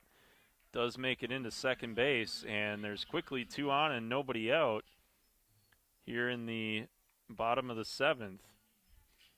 Tucker Criswell steps to the plate. Tucker looking for his first hit today. 0 for 4 in the opener and 0 for 3 here in game 2, as this one is bounced in for ball 1. Tucker showing bunt on the first pitch. We'll see if Coach Vodenlich gives him the bunt sign again. Corner infielders are on the edge of the grass, now swinging away, and fouls it off toward the Warhawk dugout. Jennings, 15 innings pitched, 14 strikeouts.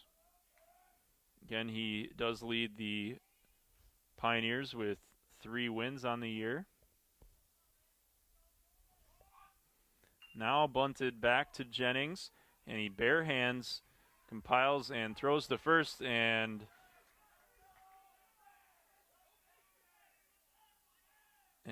not sure what the call is. I think the feet of Tucker tripped over the second baseman, Grant Mullins, who was covering first.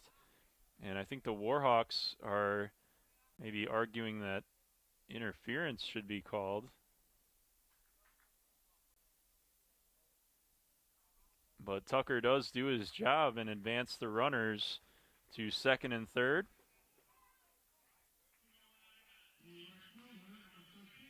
So with 1 out and 2 in scoring position, that brings up Jacob DeMeyer,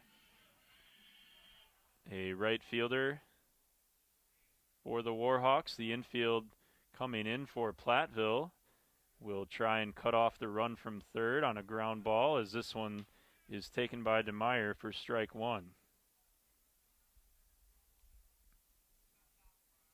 So Criswell credited with a sacrifice to move the both runners into scoring position. This one skied down the right field line, and in foul territory, 3 Pioneers converging, and that one is out of reach and bouncing over the wall right near that chain-linked fence down the right field line. Molitor, Mullins, and Christ all converging on the baseball, but were unable to chase it down. 3-1 Warhawks, bottom of the 7th, 1 out, 2 strikes, and DeMeyer chases strike 3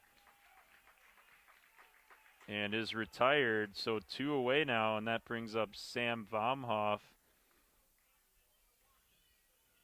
Good quick work there by Nate Jennings to get the Warhawks cleanup hitter, the team's leading hitter, coming into play today. And that brings up Sam Baumhoff, who is 1 for 3 here in game 2. Looks at a ball downstairs. Good stop by Dan Opum to keep Nick Santoro down at third base. Brandel's at second. Those two started the inning with back-to-back hits. This one's high and outside from Nate Jennings for ball 2.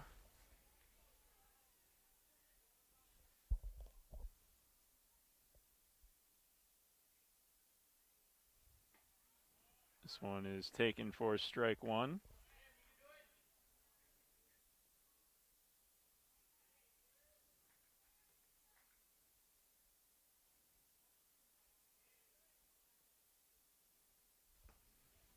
Another strike from Jennings, and it's quickly 2-2 on Vomhoff.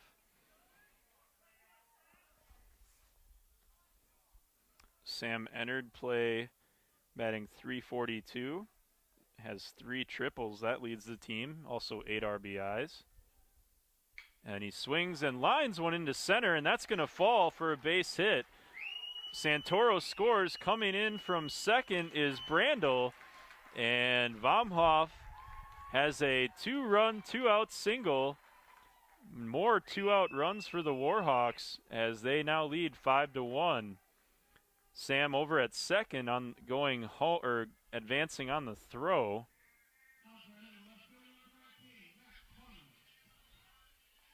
So a couple of RBIs for the Warhawks second baseman.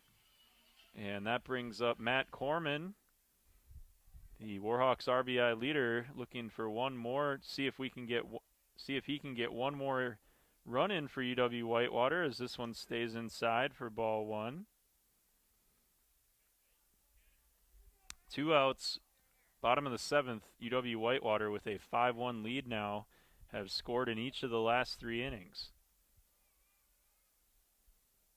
Next pitch is in there for a strike.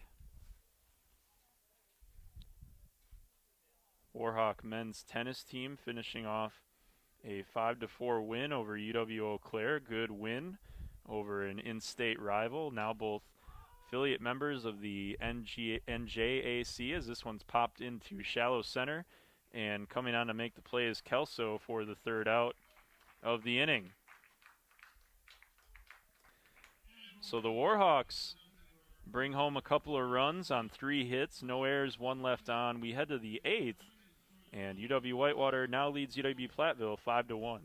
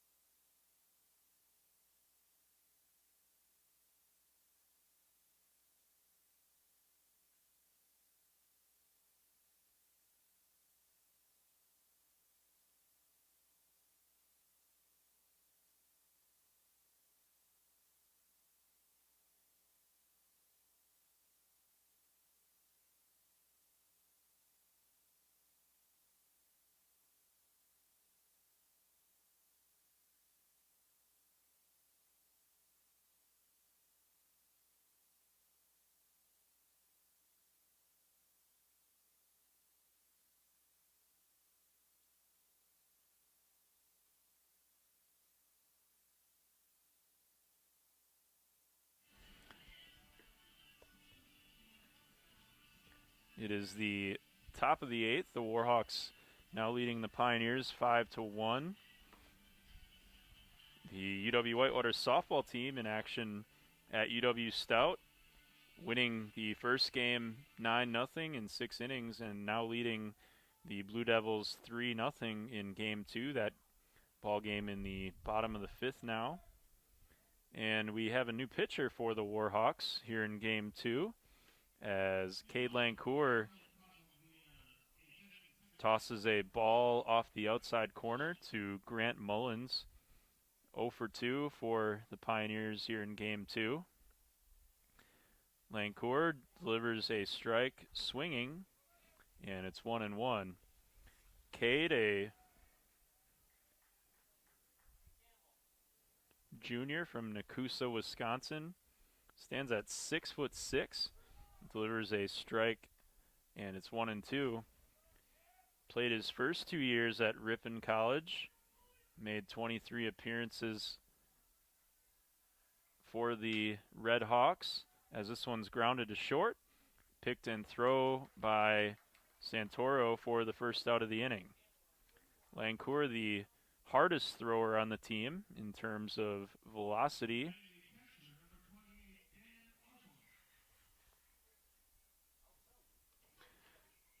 And a pinch hitter coming on for Dan Opum. It's going to be Jason Adams, sophomore from Burlington, Wisconsin, who was the starting designated hitter in the opener. He will come on as a pinch hitter for Opum.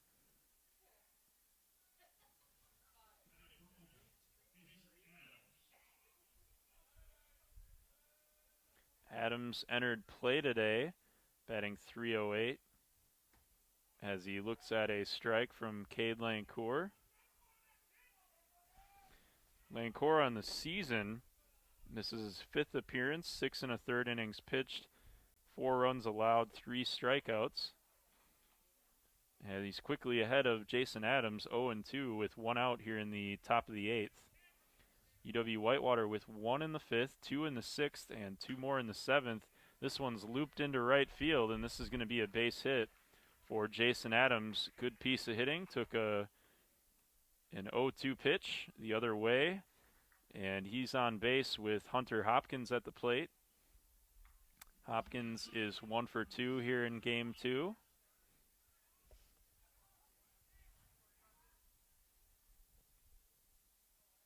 .5:30 local time here in Whitewater. Things wrapping up over to our right at the track and field meet as Lancour delivers a strike. Jason Adams, the runner over at first, came on and got a pinch hit single, and that one is another strike from Lancour, with Hopkins way out in front of it, and it's 0-2.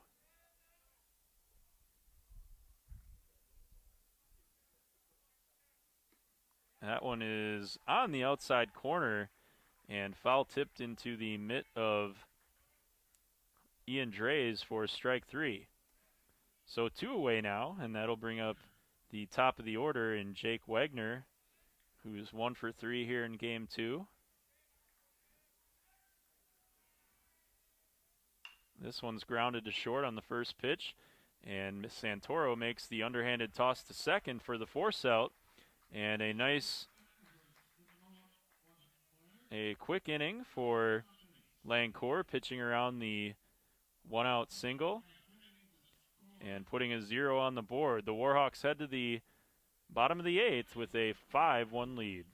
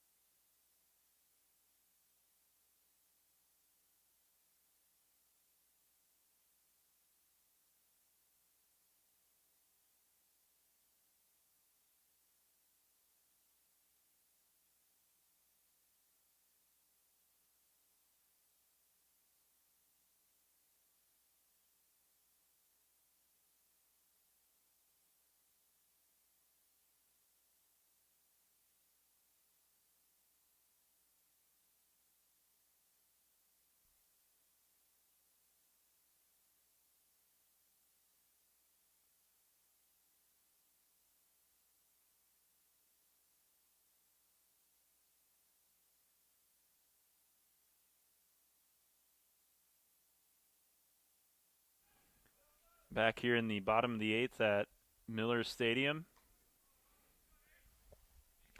There is a new catcher in the ball game, trying to figure out who that is, but in the meantime, Taylor White hits a foul ball down the first baseline. Nate Jennings on for his 2nd inning in relief, and he delivers a ball low and inside.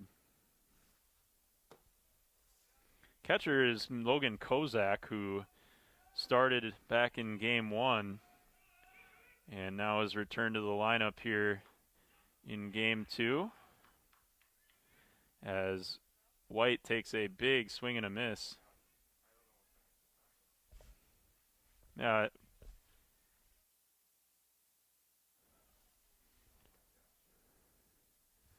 And it's 1-2 to Taylor White. This one's bounced in for ball 2. So Logan Kozak, a senior from Waukesha North High School, is back in the game. Or back in, I should say, after starting game 1. 2-2 now, as this one stays low and away for ball 3. Taylor hit that massive home run back in the 6th inning that gave the Warhawks the lead.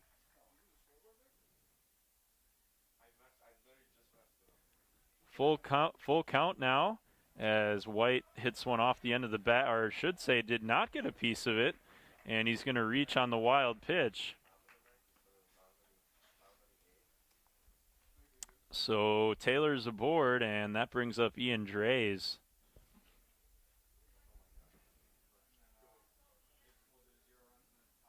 And a pinch runner coming in for Taylor White. Looks like it's number 26, Peter Torelli, a freshman from Lake Forest, Illinois,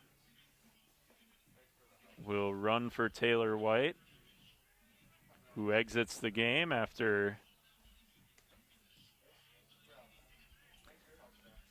another big showing offensively here in game 2. Taylor with another 2-run homer. Drays takes a first pitch ball low and away.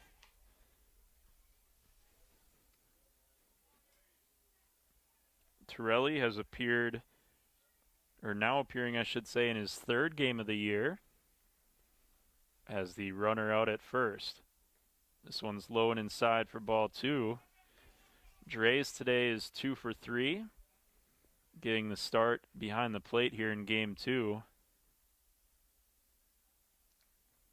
Looks like the Warhawks will have another pinch hitter here as Ben Wilkins steps into the on-deck circle. This one's low and inside and nearly getting away from Logan Kozak, but the catcher digs it out, and it's 3-0.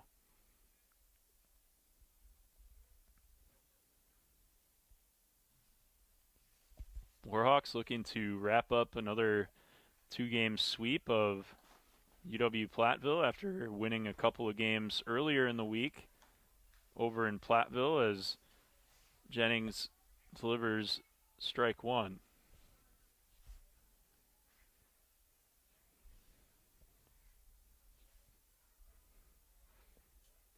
This one's in the dirt, and that's ball 4, so Ian Drays is aboard. Torelli at second, and the Warhawks in business with 2 on and 2 out, or 2 on and nobody out.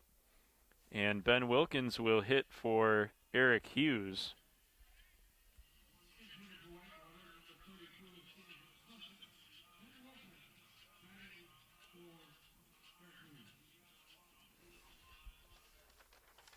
Wilkins, a senior from Sussex, Wisconsin, Lake Country Lutheran High School grad. 6 for 18 on the year at the plate, 2 doubles and 5 RBIs. Wilkins takes a ball downstairs. Jennings has been in the dirt quite a bit, and now a time is called, and a coach for the Pioneers emerging from the dugout. Wilkins, another transfer for UW-Whitewater, originally attending Grand Valley State in Michigan, a Division II school, and has been a key reserve for the Warhawks since his arrival on campus. Been in and out of the lineup a little bit. He's back for his final year here in 2021. Has a big chance here, runners at first and second and nobody out. Warhawks with a 5-1 lead, and in a game that has been close throughout, the Warhawks with a couple of runs in the 6th and 7th innings to gain some separation, as this one's low again, and then Jennings behind Wilkins 2-0.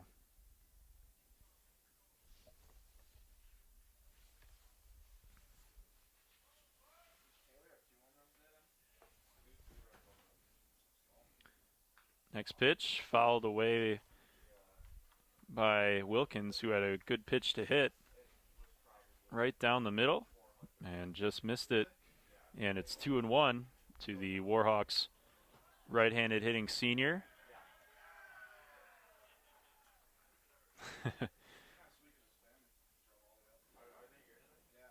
2-1 now to Wilkins.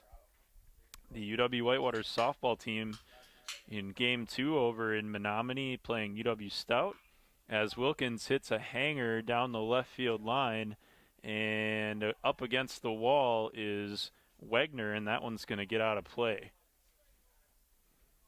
So Wilkins now at 2-2 against Jennings. The Warhawks softball team with a 3-0 lead over UW-Stout. That game in the top of the 6th. Over in Menominee, winning Game 1 9-0 in 6 innings. So looking for a sweep of the Blue Devils. 2-2 now to Wilkins. Curveball swung on and missed for strike 3. Good pitch from Jennings. And there's one out and runners at first and second, and that'll bring up Nick Santoro. Nick has a couple of hits again here in Game 2 after having a couple of hits in Game 1. Naperville native looking to increase this UW-Whitewater lead and give the Warhawks plenty of breathing room in the top of the 9th to close this game out. Runners go, and that one's grounded to short, and he's not going to have his play at second, and the throw over to get Santoro. That play very close. Hopkins looks surprised that he didn't have the option over at second as the runners were off on the pitch, but did throw in time to get Santoro at first. So 2 outs now, 2 in scoring position, and that brings up Donovan Brandel, who tied the game with a big 2-out double in the bottom of the 5th, and he takes low and away. Another good stop by Logan Kozak.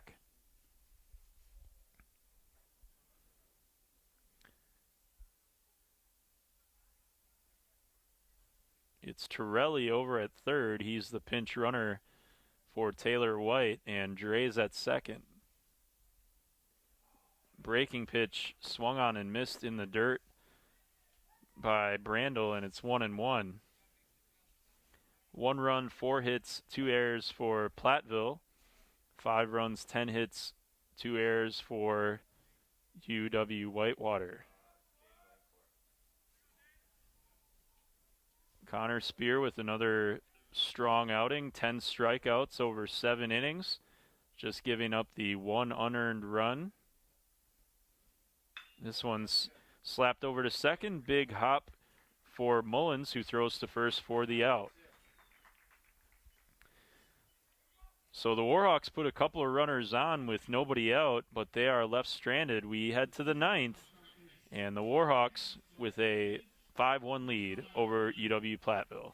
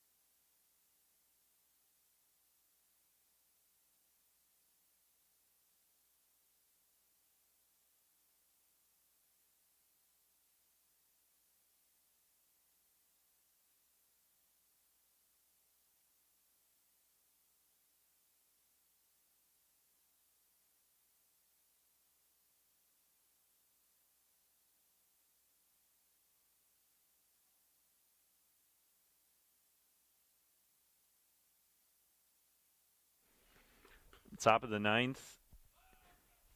And we've got a new pitcher for the Warhawks, as this one's fouled off by Kelso.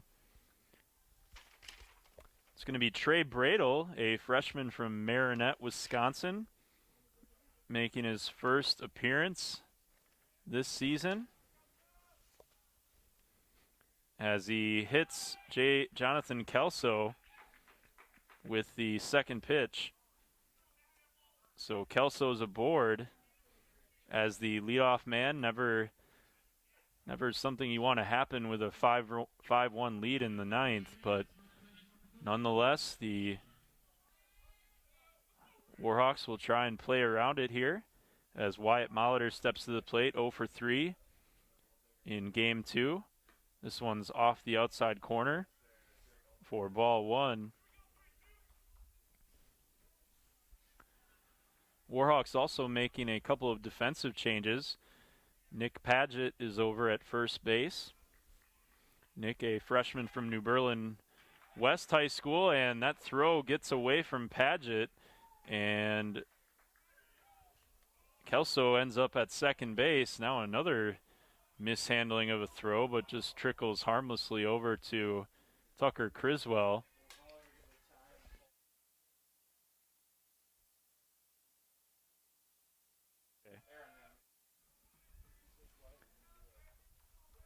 So Kelso advancing on the error by Nick Padgett.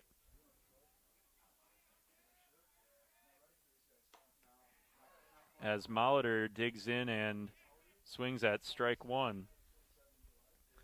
The other defensive change is Zach Campbell, sophomore from Burlington, is back in the game for the first time here in game 2. He's out in center field after Hughes was pinch hit for by Ben Wilkins, and that one's off the plate for ball 2, so it's 2-1 now. Trey Bradle trying to record the first out of the top of the ninth inning here with the top of the UW-Platteville order, or top of the order coming to bat here for Platteville. This one's hit down the third baseline and it rolls foul, so 2-2 now from Bradle to Wyatt Molitor. Warhawks looking to improve to 17-2 on the year and 11-1 in conference play.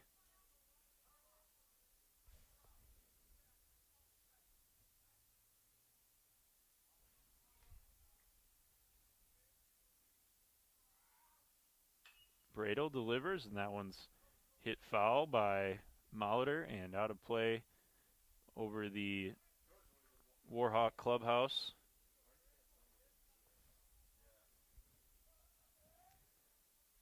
UW Stevens Point leading UW La Crosse 8-5. That game being played in La Crosse only in the 4th inning.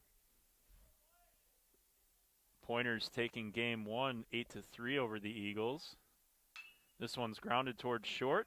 Should be an easy play for Santoro, and it is. The runner, Jonathan Kelso, does advance to third, but no harm, no foul there as Bradle picks up the first out of the inning. Andrew Zakula, the batter, 0 for 3 for the cleanup hitter and designated hitter for UW-Platteville.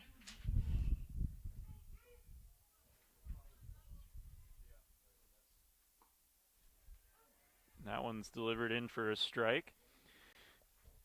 Warhawks' next games are Tuesday, April 20th, and a big week ahead as the Pointers, who are also in and that one's grounded toward third. Criswell ranging over to make the play, and scoring on the play is Jonathan Kelso, but no harm, no foul there. The out recorded.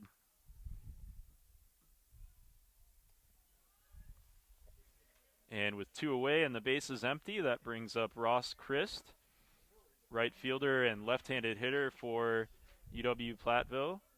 0 for 3 here in game 2. Bradle now out of the windup and delivers a first pitch strike. So Bradle doing a nice job shaking off that hit by pitch to start the inning, now inducing a couple of ground outs This one is low for ball one. So 6 games next week against UW-Stevens Point, 4 of those counting in the conference standings.